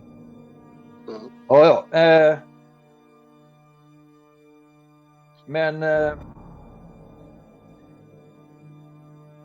man kan säga så här. Vi vet att NAC har mycket väl utvecklad styrka av säkerhetspersonal som består av toppklassiga solos. Det bästa av vapen och den senaste teknologin. Deras solos är överlag högst augmenterade med cybernetik. NAC opererar minst ett dussin 10-mannateam och minst ett handfull korvetter operativa. Vad vi känner till. Vi vet att 9 andra NAC-anställda har platser bokade på samma rymdflygplan som Watanabe. Vad vi har att vänta oss är troligtvis minst 5 muskler. Upp till 9, men det senare känns lite som overkill för att skydda en ensam forskare. Det är möjligt att fler än ett fordon kommer att användas för att frakta säkerhetsdetaljer. I synnerhet om det rör sig om bilar, men även en extra AV4. I synnerhet om alla 10 ska följa med så måste man ha 2 AV4. Men vi vet inte om alla kommer att följa med. Och det troliga är kanske att, eller högst troligt att en AV4 kommer att brukas. Det brukar vara den vanliga rutinen.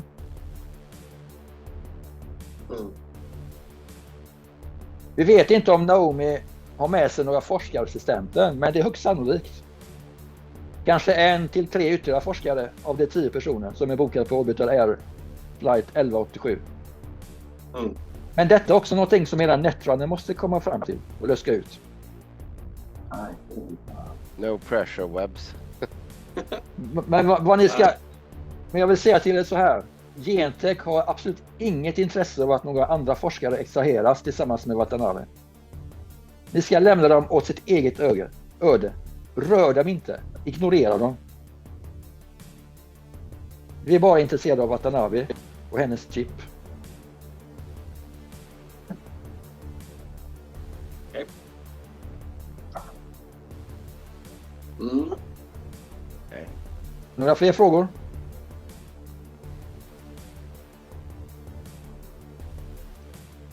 Nej, det har vi väl inte. Måste kolla mot Wolfie. Se om han har någon intelligent fråga då. Det finns ju en uppenbar fråga att ställa, säger Wolfie. Vad ska vi göra med Naomi när vi får tag på henne? Ja, jag ser att ni har en intelligent person här i rummet. Svarar Dawson. När ni har extraherat Naomi Watanabe så ska ni föra henne till en säker plats. Och med det menar jag säker från eventuella sök- och spaningspatruller utskickade av NAC. Som ni behöver förbereda innan extraktionen. Så det är det bland det första ni måste göra när ni lämnar rummet. Att ordna en plats någonstans. Lämpligtvis ett motellrum eller något i närheten. Inte precis i Mojave, en bit utanför. Och när ni har tagit med er Naomi Watanabe till den här säkra platsen så ska ni omedelbart kontakta mig på min mobiltelefon.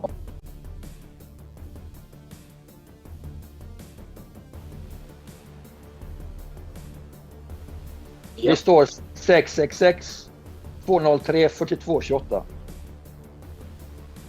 Och ni ser detta i hologrammet. Liksom snurrar runt så här i mitten av rummet. Men ni ska inte ringa mig på det här numret.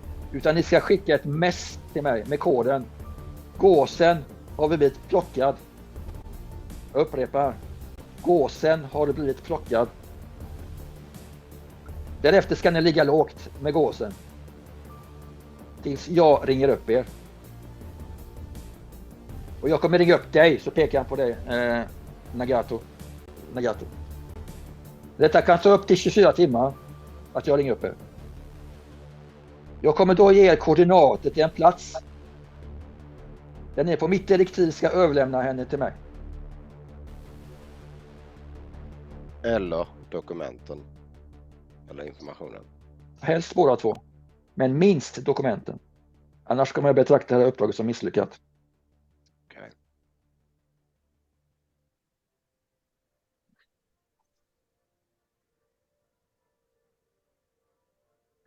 Okej. Nog chitchattat om detta. Om inte ni har några fler frågor. Inga fler frågor. Utöver en kommentar om du tillåter. Ja, vad har du att tillägga? En nektargal som aldrig sjunger lägger inga ägg. Och det kan vara bra att tänka på när ert företag anlitar toppsolos till lägsta möjliga kostnad. Ja, kostnaden är inte så låg och vi kommer till det snart. Men innan vi börjar prata om ert arvode så vill jag höra vad ni har för plan att ta an en framgångsrik extraktion av Naomi Watanabe. Hur tänker ni att ni ska ta an detta? Ja, för det första så kommer vi låta vår Netrunner dra all möjliga data för oss. Så vi har en planskiss framför oss och efter den kommer vi utarbeta alla möjliga strategier som vi kan göra för att det här uppdraget ska bli lyckat. Varav en viktigaste av de här strategierna är ifall planet lyfter, hur vi ska, vårt extraktionsteam som inte då har lyckats ta varan, om man nu får uttrycka det så, innan, hur vårt andra team ska få ner AV4 till marken. Helst så att både forskaren och informationen kommer till marken oskadda. Ja. Och vad tänker ni att det här uppbackande teamet då, om ni skulle misslyckas att extrahera henne i Mojave, vad tänker ni att de ska placeras någonstans? Ja, det kommer vara lätt att hitta flygrutter eller transportrutter från Mojave i samband med Flight 1187. Säger jag och nickar med huvudet mot Webbs.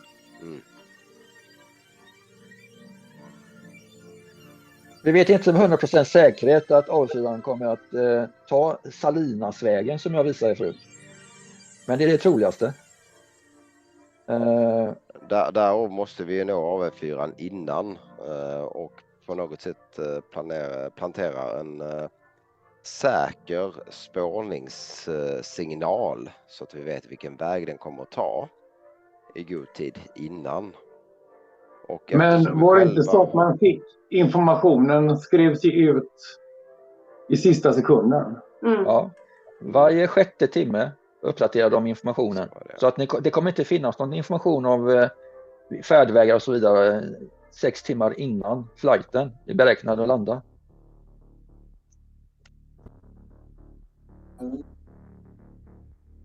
Ja, vi är ju ett team av en anledning och det är för att vi har olika expertisområden.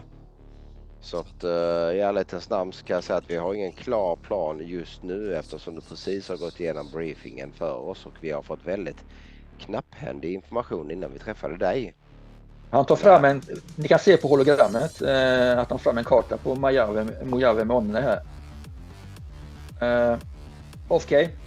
Mojave. Ja. Flygplatsen ligger här alltså. Eller rymdflygplatsen ligger här. Oj, jäklar, man ska inte röra muspekan för mycket. Oj.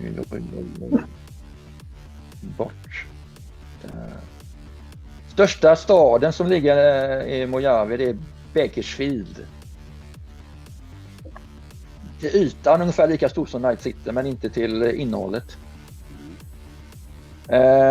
Flygrutten, AV4:s flygrutt brukar gå den här vägen. Så tar de sig ur väg så här ungefär. Vidare utåt. Så du menar att Bakersfield är en bra bas? Bakersfield skulle definitivt vara en bra bas för ert bakre område så ni ska skydda er själva och Watanabe innan jag kontaktar er. Men frågan är vad ni ska ha ert Bravo-team som ska eventuellt skjuta ner en A4.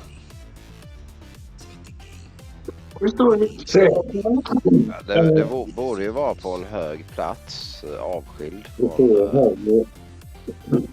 från andra. Ja. Är det Heavy Weapons och Ordnance som avgör avfyrning av Stinger också eller?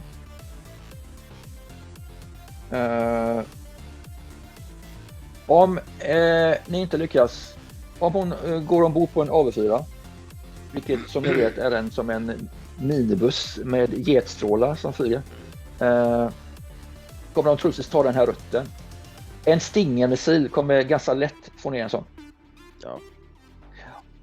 Det kan också vara 2 AV4. Därav att vi kommer skicka med 2 Stinger-missiler. Det säger sig självt att ni inte kan skjuta ner AV4 i Bakersfield. Nej. Och ni kan inte stå precis intill Mojave heller. Så vi tar reda på rutten och sen så får vi ha en stakeout eller någon som är så pass mobil att de kan vara snabba och vara där när AV4 är över områden där den inte kraschar in något beboeligt. Liksom. Precis, så man får åka från vår base, helt enkelt vår base camp till en lämplig plats. Exempelvis där du nu har skärmen där, 5 Points eller Twin Lakes eller något liknande, eller Twin Oaks. Ja. För där kunna då avfyra. Du ser Wolverine nicka instämmande med dig. Det ser ut som en bra plats. Det är höjder där. Ja. Men samtidigt... Det är höjder där. Det är höjder runt omkring. Och så det kanske kommer skydda från synhåll. Alltså det kommer skyla också. Eventuell extraktion från luften. Samtidigt så kommer vi ju såklart då att ha en backup-plan eller en del i planen som vi kommer då, vår plan kommer att formas ut efter vägen vi är på väg dit såklart, eftersom tid är inte någonting som är en lyxvara som vi har. Även titta på möjligheter att fördröja en eventuell start av AV4 med form av kanske någon form av felsignal som vi skickar till AV4 som gör att den inte kan starta på grund av att man behöver kontrollera den. Eller varför inte den gamla klassiska sprängbomben, säger Wolverine. Eller en sprängbomb såklart som gör att de inte kan starta.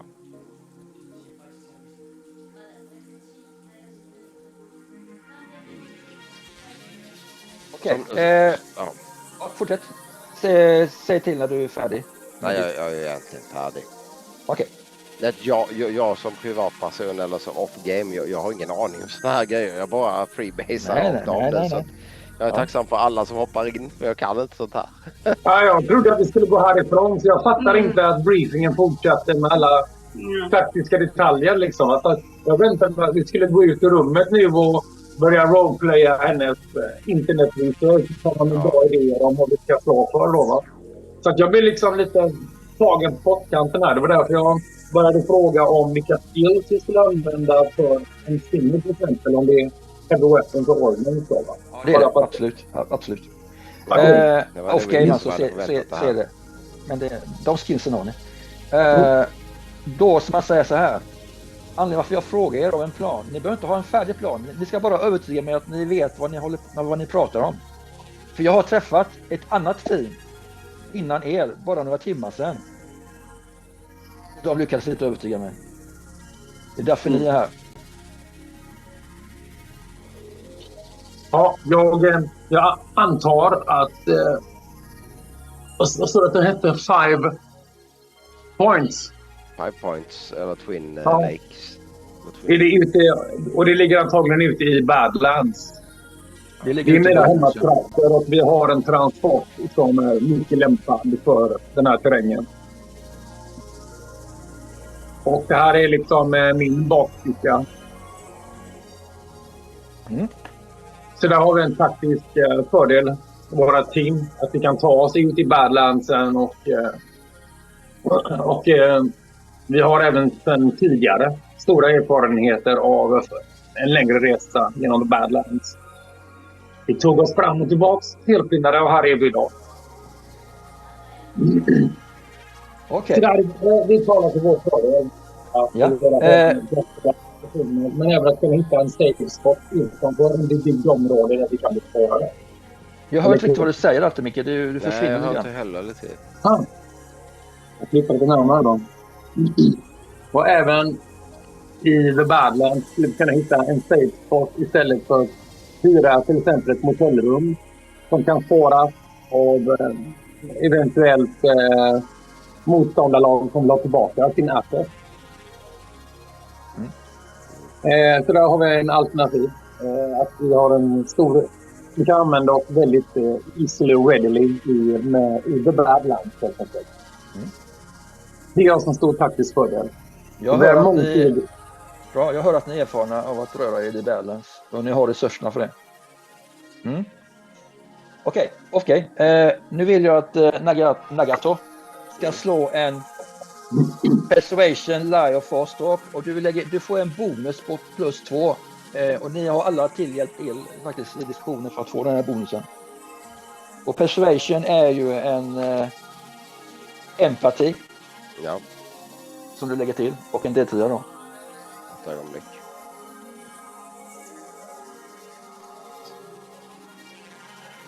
Jag ska inte ha den. Hur mycket fick jag plus av du? 2.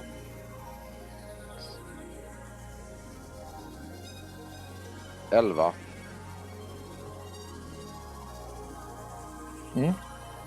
Han tittar på er och nickar instämmande. Jag hör att ni verkar ha en plan som verkar vara genomförbar. Så låt oss sammanfatta då. Att ni har en främre grupp i Mojave som försöker extrahera Watanabe när hon har lämnat terminalen på vägen till AV-plattan. Skulle ni misslyckas med det så har ni ett backup-team någonstans här runt 5 points som tvingar ner AV4 eller AV4 med sina stingermissiler. Ja. Och sen har ni en bas någonstans upprättad i Bakersfield området. Den ni skickar, och när ni har med er Watanabe och hennes information så skickar ni mig ett mess på mitt mobilnummer och skriver gåsen är plockad. Och så väntar ni på att jag ringer upp dig på din telefon. Så det är du som skickar messet till mig från din telefon. Han pekar på dig, Nagato. Ja, jag nickar.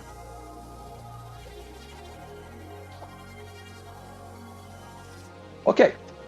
Ni får ett uppdrag. Ja. Ja. Wolverine ser nöjd ut.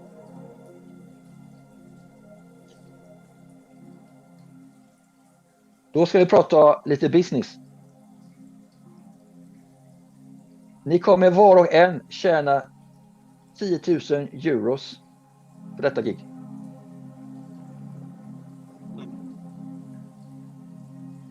För det här uppdraget. Det är vad ni kommer få.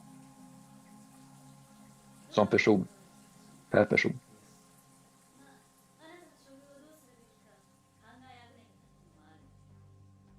Ja.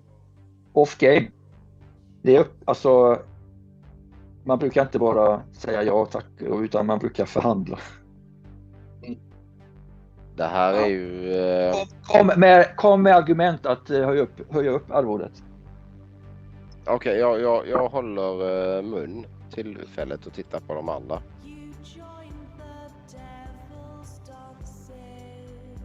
Var det 10 000 euro var? Var det du sa? Ja. 10 000 euro var. Det tycker jag är ett bra pris. Upp lite.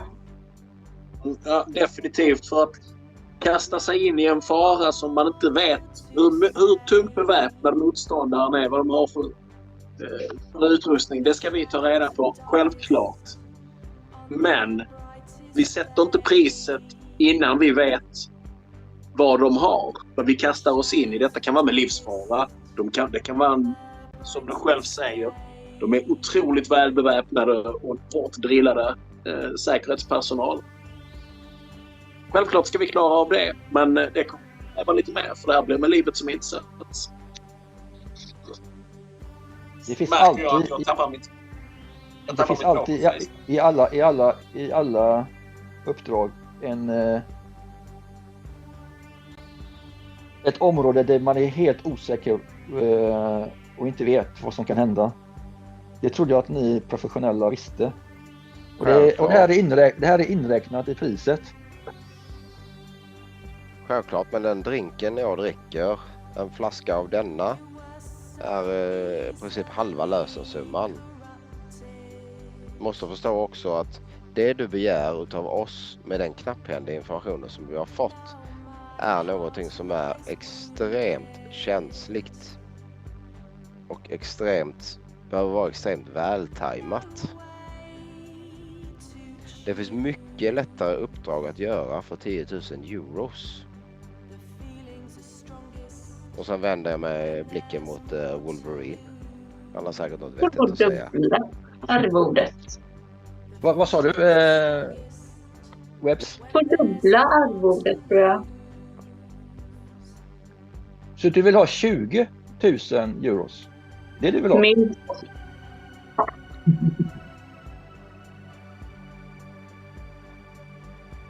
Ni har en feisty netrunner, ser jag. Ja, inte så feisty som skulle kunna vara. Hade jag fått bestämma så hade det varit 250 000 för hela gruppen. För det här Varför skulle jag betala er 20 000 euros för det här uppdraget? Kan ni förklara för mig varför jag skulle betala er så mycket? Du nekade ju precis en annan grupp. Jag vill gärna höra vad hon säger. Hon pekar på. Vi hittar inga bättre.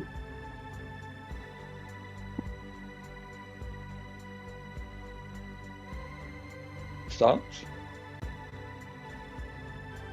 Då vill du få jobbet utfört eller ej?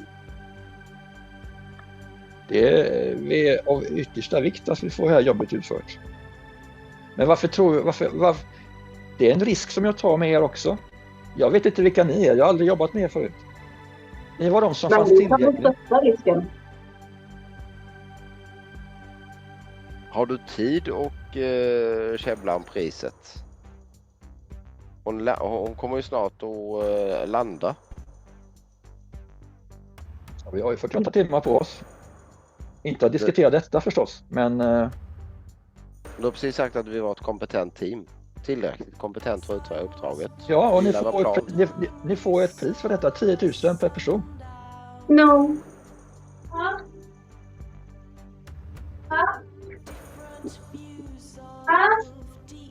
Okej. Du kom faktiskt med väldigt goda argument där. Och ni gjorde ni allihopa. Men jag vill att du slår en... Ska vi se här. Slå din empati som är 7. Du har ingen persuasion, men du kan slå din empati plus en D10 och så får du plus 3 i bonus. Vem gör? Ja, du ska slå din empati som är 7 plus en D10 plus, vad sa jag, 3 i bonusen? Ja. 20. Slog den 20? Nej, hon slog en 10. Ja, okej.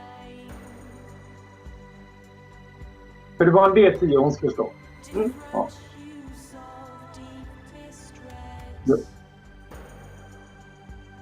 Full på horisonten. Jag kan gå med på 15 000.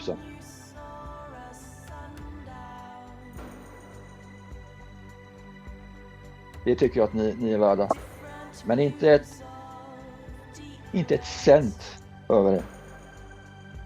Ja, det är ju en bra bit under 25. Men 18 låter ju som en bra deal.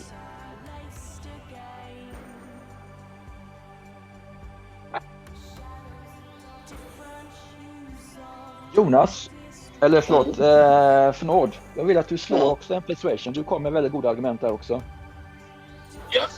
Persuade ska jag slå en D10 och lägga ihop med min persuade. Med din empati och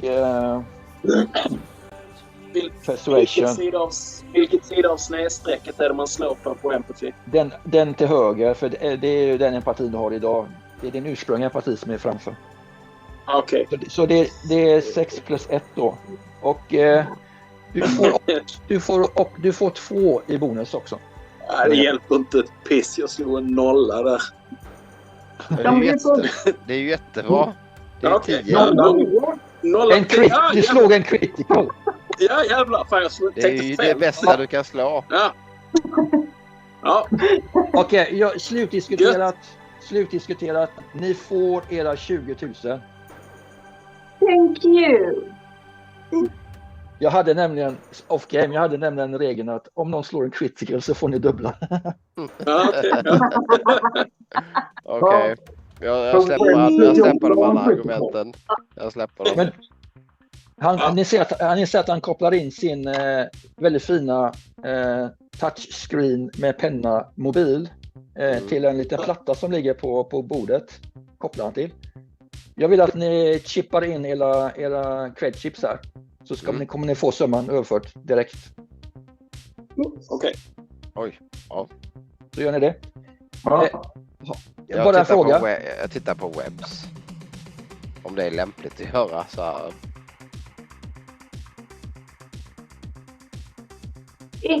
Kanske. Nu kör vi. Okej, då kör vi. Ja. Mm. Ja. Jag vill bara höra, vilka av er, bara en sån här liten flavor-grej så. Vilka av er har aktiverat på era mobil så här, uppdatering pling liksom? Det plingar till när ni får pengar. Absolut. Nej, det har väl jag gjort. Det känns som... Ja. Då får man välja. Alltså det är ingenting som jag behöver ha tagit innan eller så. Nej. Du kan välja det nu. Du väljer nu. Ja, men det har jag. Jag har det. Och Nagato? Ja, jag har min på silent oftast för att Okej, jag silent. tycker inte om att bli hörd. Ja. Och Moonshine? Ja, jag har satt in ett ljud som låter som en coyote som ylar i öknen.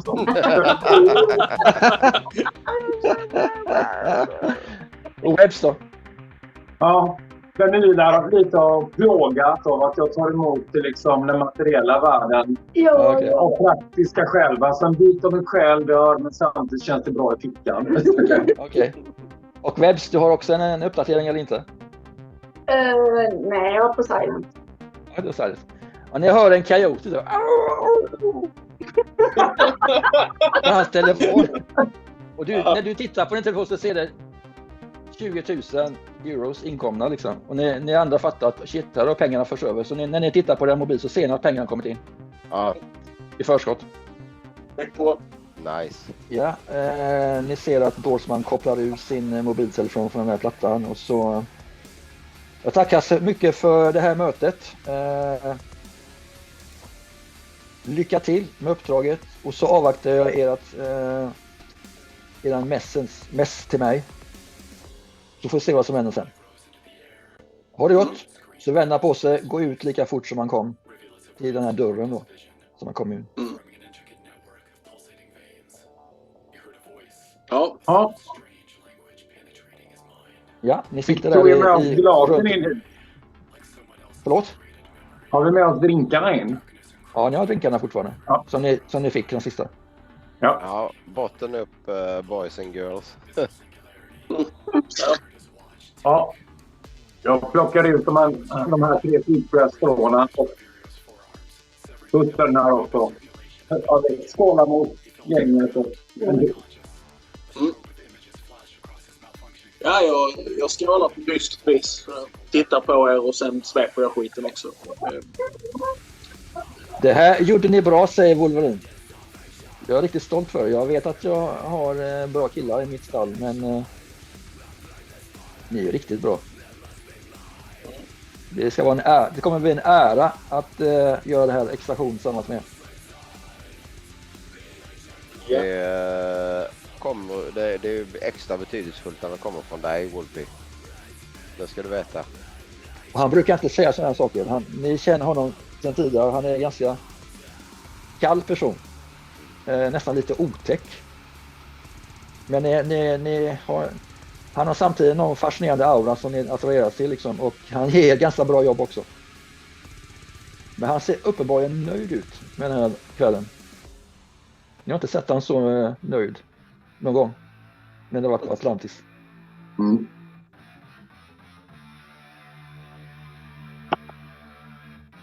Nu gäller det bara att keep your powder dry and Ja. och ta sig igenom detta. Ja. Så vi kan ändå börja. Ja, vi går ut och ja, jag reser mig upp. Ja. Du reser upp. Ni andra, vad gör ni? Nej, men vi har väl inte någon tid att spilla på att sitta här.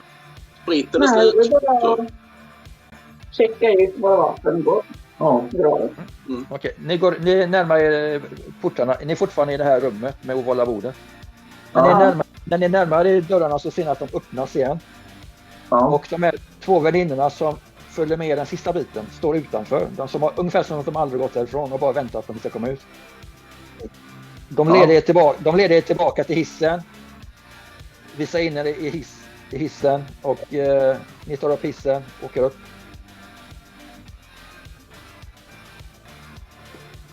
hämtas upp och de här 2 första väninnorna utanför hissen. Ja. Först tillbaka till garderoben där ni passerade. Och vad gör ni där?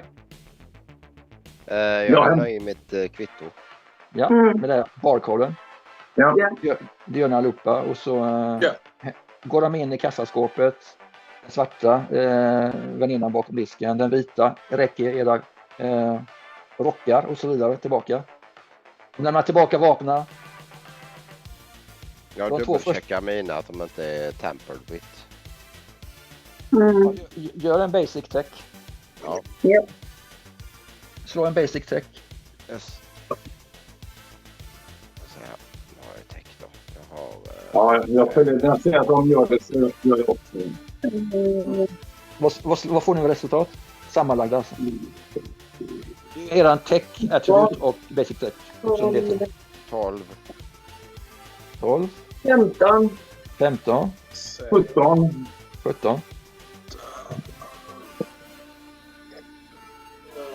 8, 12. Ja. Nej, ni märker inget konstigt med era vapen. Magasina, när ni checkar dem så ser ni att de är fortfarande lika mycket ammunition i som de var innan. Fulladdade. Ja. De är inte helt fulladdade. Ni har ju skjutit med dem. Det är så mycket ammunition som ni hade sist. Ja. De för ut er ut till den här vestibulen med svartrutiga golvet. För fram er till ytterdörrarna till klubben. Ni möts av de här 2 vakterna med stenansikten. Ni ser att det står security på deras t-shirts på ryggarna. De viker av och låter er komma ut. Ja. Tack för att ni valde att besöka L'Étranger, säger värdinnorna. Och så ser ni dörrarna stängas. Ja. Fint ska det vara. Ja. Ja. Och när vi har avlägsnat oss några meter, eller så 10 meter från porten, så vänder jag mig till Nagato och frågar: du ville säga någonting efter den här briefingen? Ja. Förlåt, Thomas, kan du sänka musiken något snäpp bara så jag hör vad mycket säger? Absolut.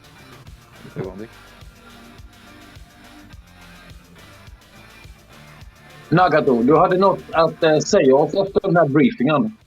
Ja, men vi bör ta det i den närliggande parken eller i skåpbilen, gärna bort ifrån eventuella avlyssningsmetoder. Ja. Är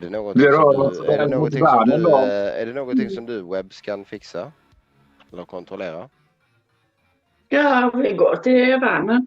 Ja, du kunde kontrollera mer specifikt menar du? Något, om du kan göra något webbigt här. Ja.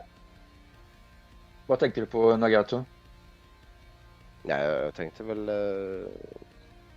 gå vidare på det som du och jag pratat om lite grann, Thomas. Absolut, men jag tänkte på det som du sa till Webbs, menar att de ska kolla någonting.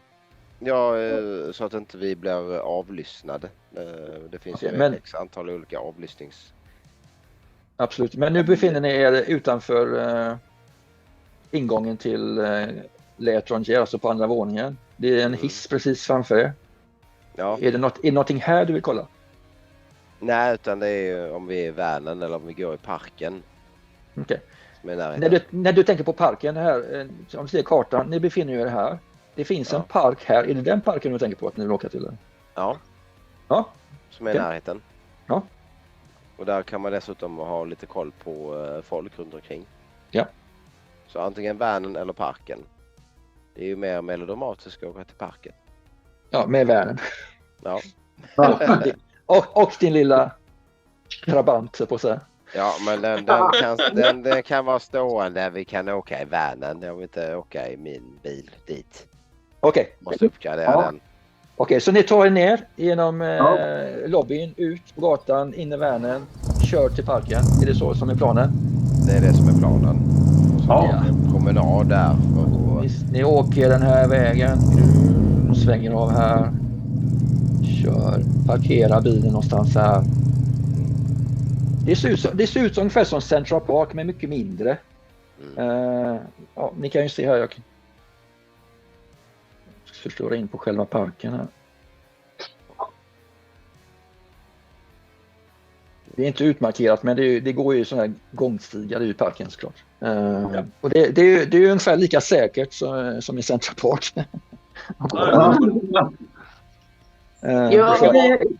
Det är sagt, det kanske är säkert från poliser och avlyssning men inte från gäng möjligtvis. Men just nu så stöter ni inte på. Det ni har märkt liksom, där ni var i den gatan som ni åker från nu. Ja. Era bilar var helt orörda. Så att ni märker att det är verkligen skillnad på det här området och det ni var för några timmar sedan. I Little China. Här är det mycket, där ni var nyss var det mycket säkrare. Det är liksom mer städat. Gatorna fina. Det är inte lika mycket crowd heller med mycket människor. Det är fortfarande människor som går här men det är inte lika trångt och inte lika mycket stockat med bilarna heller, säger jag sent. Klockan är ju nu en bit över klockan 9 liksom. Så att ja, vi har ju lite tid över. Det är lugnt. Och här är det är lite människor som är här och kanske en och annan som joggar kanske eller något par som sitter och hånglar på en parkbänk. Ni kan se lite boostergäng gå omkring en bit ifrån. Men de håller sig på avstånd från er. När ni går i parken. Ja, jag ser åt er och kolla igenom era rockar för ni lämnar in dem. Ja, tänker oss. Ja, det gör vi. Ja, gör en basic tech igen. Och tech 712. Jag lämnar inte ifrån mig min rock. Basic tech, vi gör så här. Basic tech kombinerat med awareness notice. Men då vill jag att ni drar medelvärdet och av de två och avrunda uppåt. Vad är det snart? 9, 4,5, 5 då. 16. Och så använder ni eran int den här gången. 5, 6, 11 då. Plus inten. Int, ja. Och en del 10.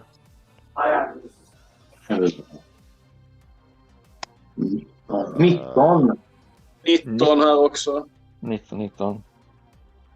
Men sa du att vi skulle ta tech plus awareness plus int? Nej, tech awareness, medelvärdet av de två och avrunda uppåt. Inte plus utan... Okej. Då blir det... Plus int, ja alltså. Ja, in på det. Ja, då får jag slå om för jag glömde av vad det stod.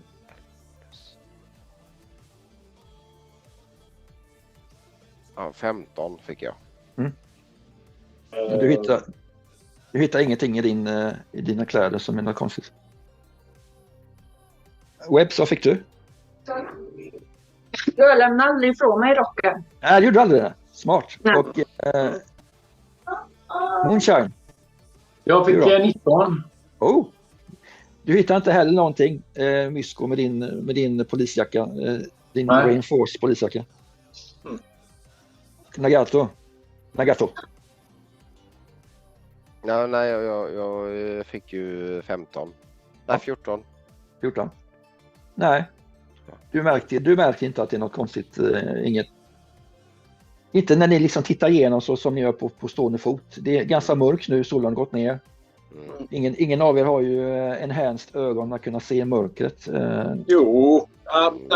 Där har vi en. Men du... Yeah. Alltså, jag har ju såna här... jag kan se totalt mörker och det är infrared. Just det. Och hjälper det i det här? Ja, det hjälper. Man kan ju se värme, va? Med det. Du ser ingen konstig värme. Och du ser inte någon konstig värme från de andras kläder heller. Okej. Ja. Som skulle indikera att det var någon elektronik som hade planterats in och sånt där. Det kan du inte se. Okej. Bra. Det är bra att ni håller koll på era saker, för jag har inte alltid koll på allting. Era karaktärer, så att jag kan missa sådana detaljer. Så det är bra. Jättebra. Okej, ni går någonstans här, det är liksom vill ni vara i det mer skogiga eller mer öppna området? Ja, det är väl bättre att gå i det mer öppna området som man säger. Ni ser det här majestätiska. Det här är typ Manhattan-nivå på de här. Eller tänk er mer som centrala Los Angeles liksom. Majestätiska byggnad. Arasaka Tower är ju den som tonar sig mest. Ser ut som Sauron, eller vad heter det? Saurons. Precis framför er liksom. Det är så kort på det kan vara liksom. Är det typ som min bakgrund eller?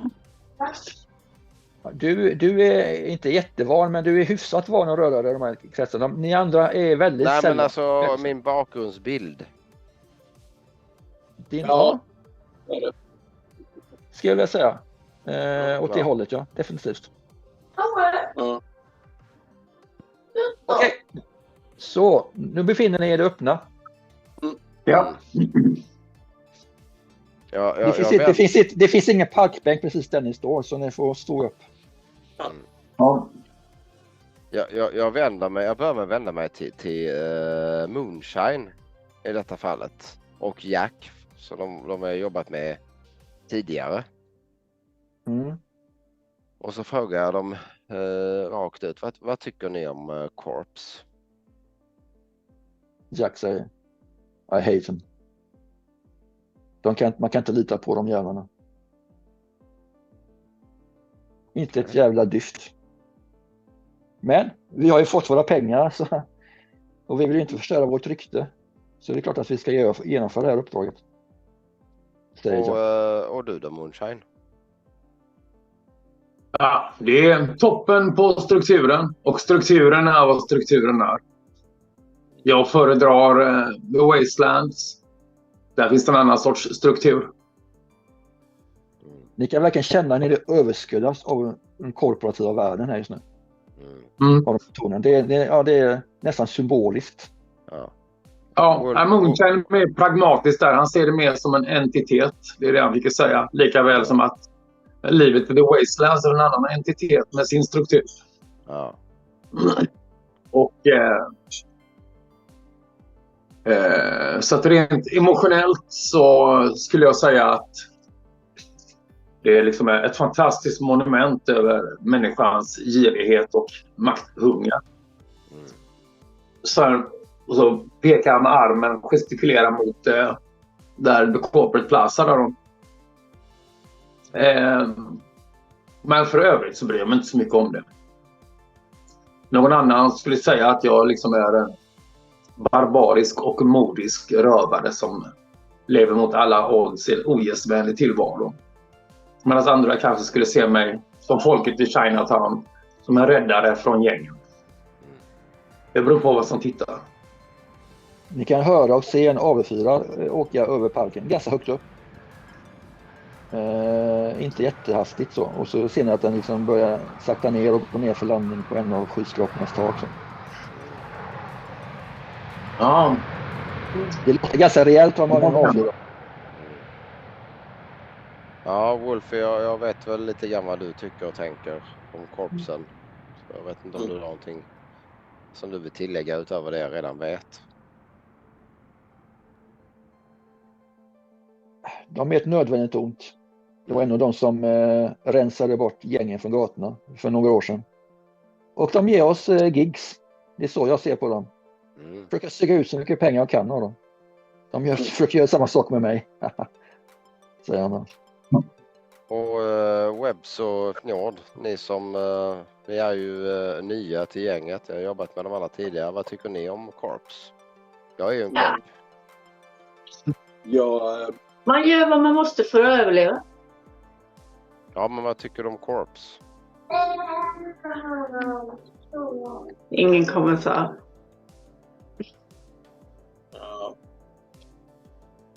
Jag får säga så här att det handlar om strukturer.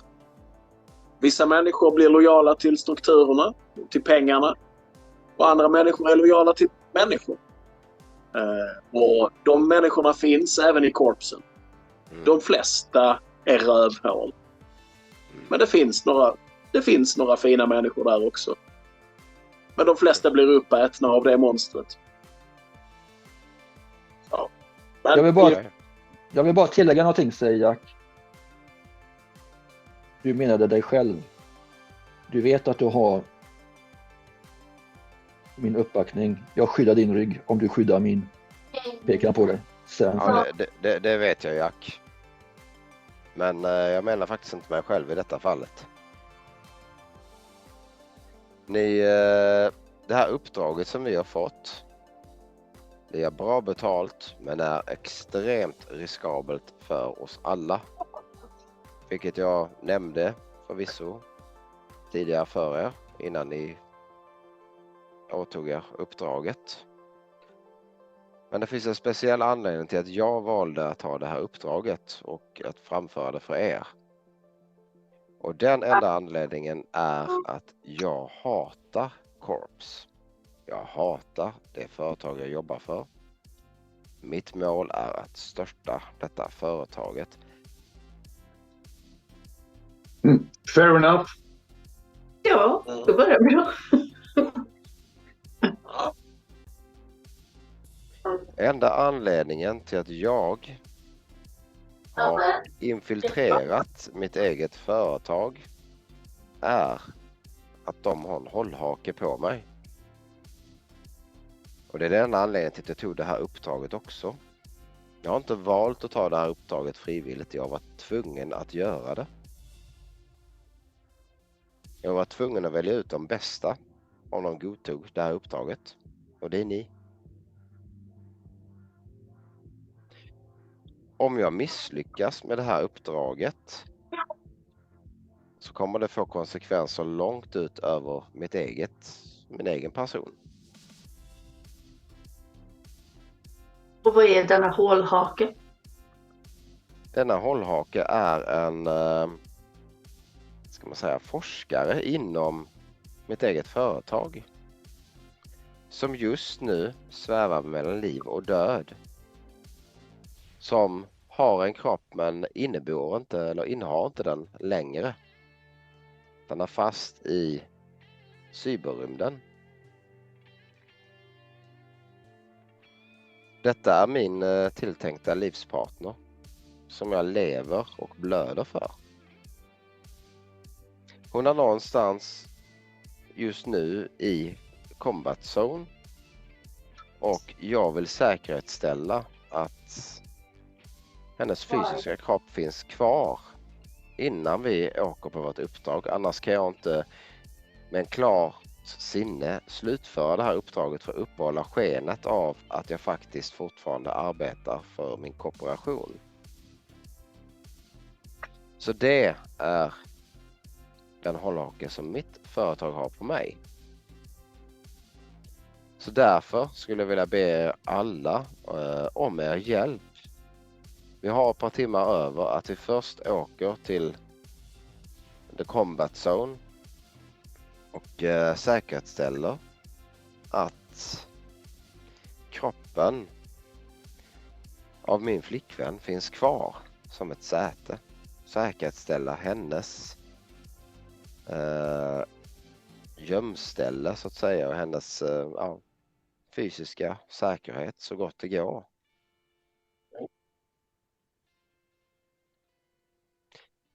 Har du anledning att tro att något annat har hänt? Frågar Wolverine. Ja, det har jag.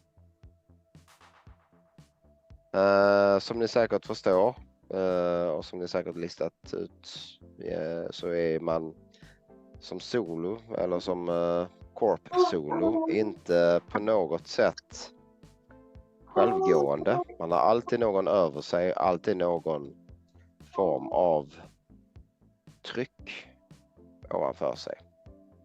Och mina överordnade har lyckats lista ut att min flickvän och jag hör samman och använder henne som utpressningsmetod för att jag ska utföra de svåraste uppdragen jag kan till det minimalt betalt helt enkelt. Och just nu så påstår de att de har hittat det här sambandet mellan mig och min flickvän och att de vet var hennes kropp är. Vilket har väldigt väl gömt tidigare. I väntan på att ska kunna återföra hennes sinne till hennes kropp. Hennes själ till hennes kropp. Så därför vill jag be er om att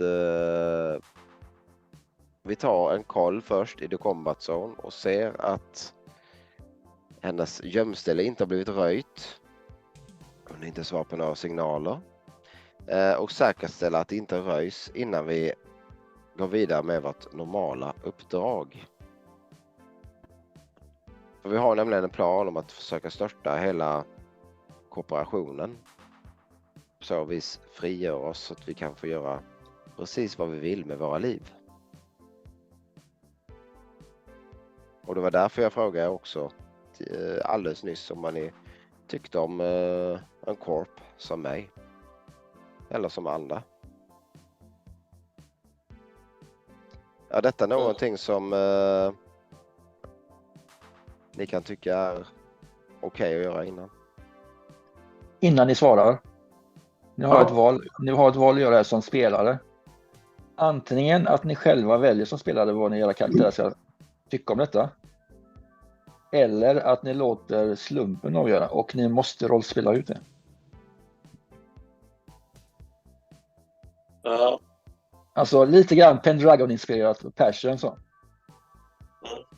I så fall kommer ni börja slå eran resist interrogation mot Nagatos persuasion.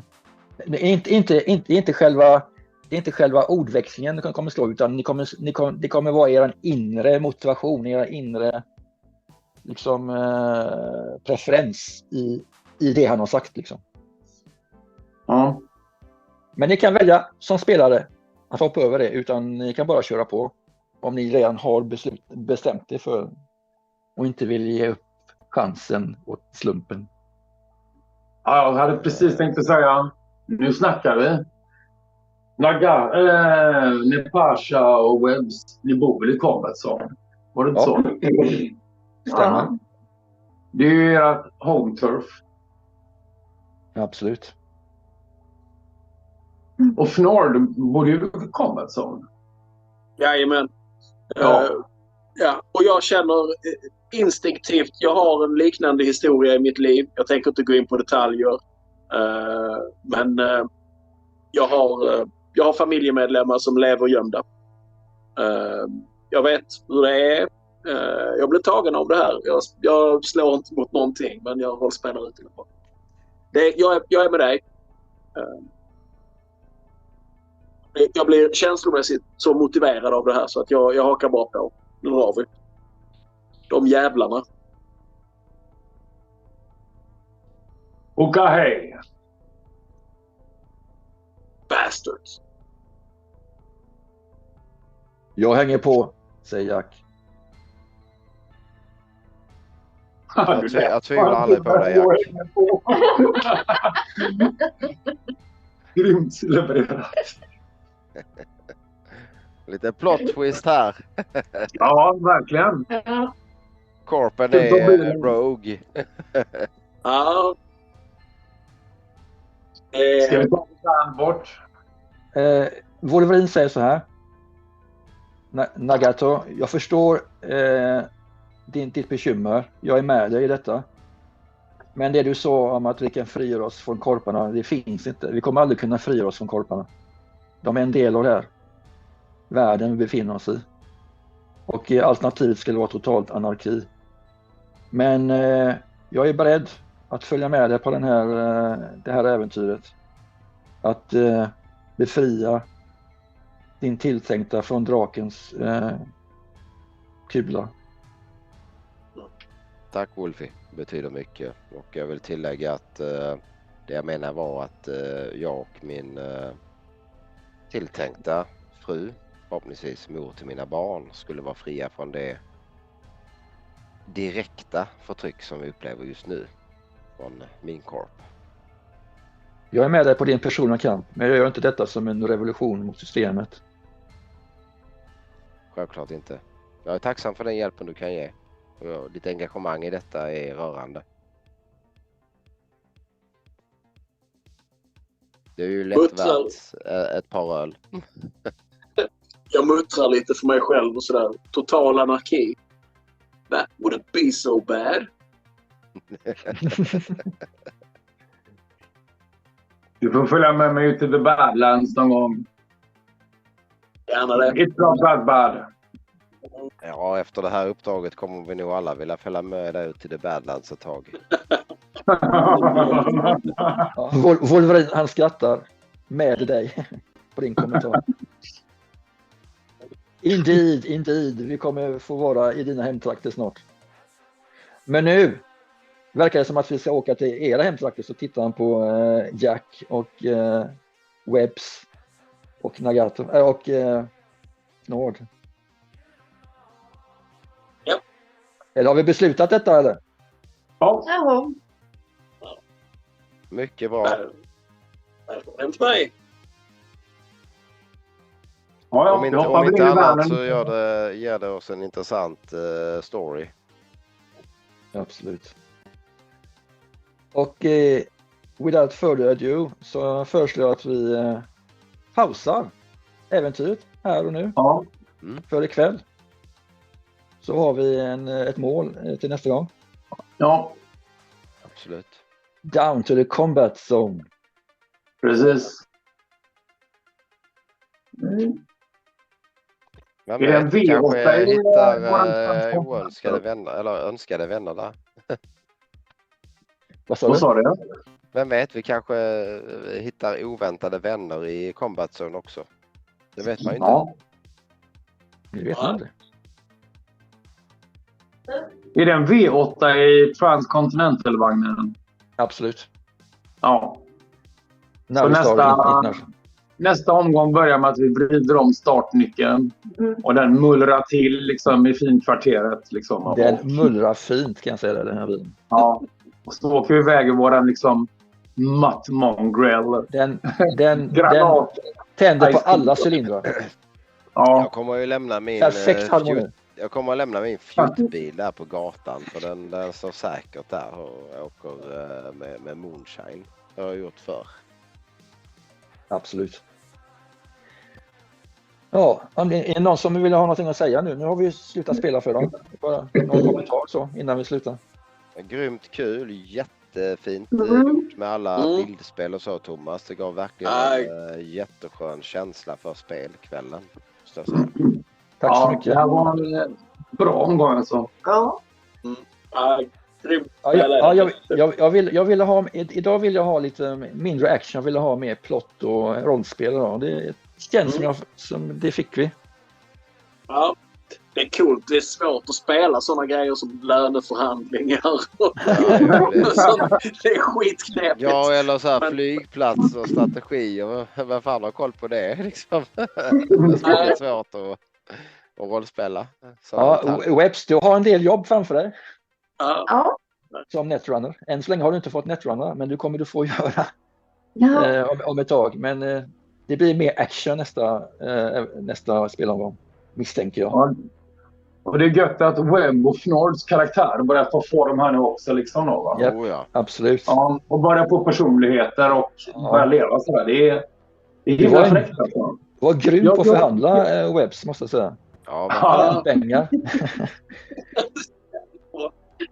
Och så Snord med sin critical där. Det var ju liksom jävlar. Men Webb blev critical också. Ja, precis.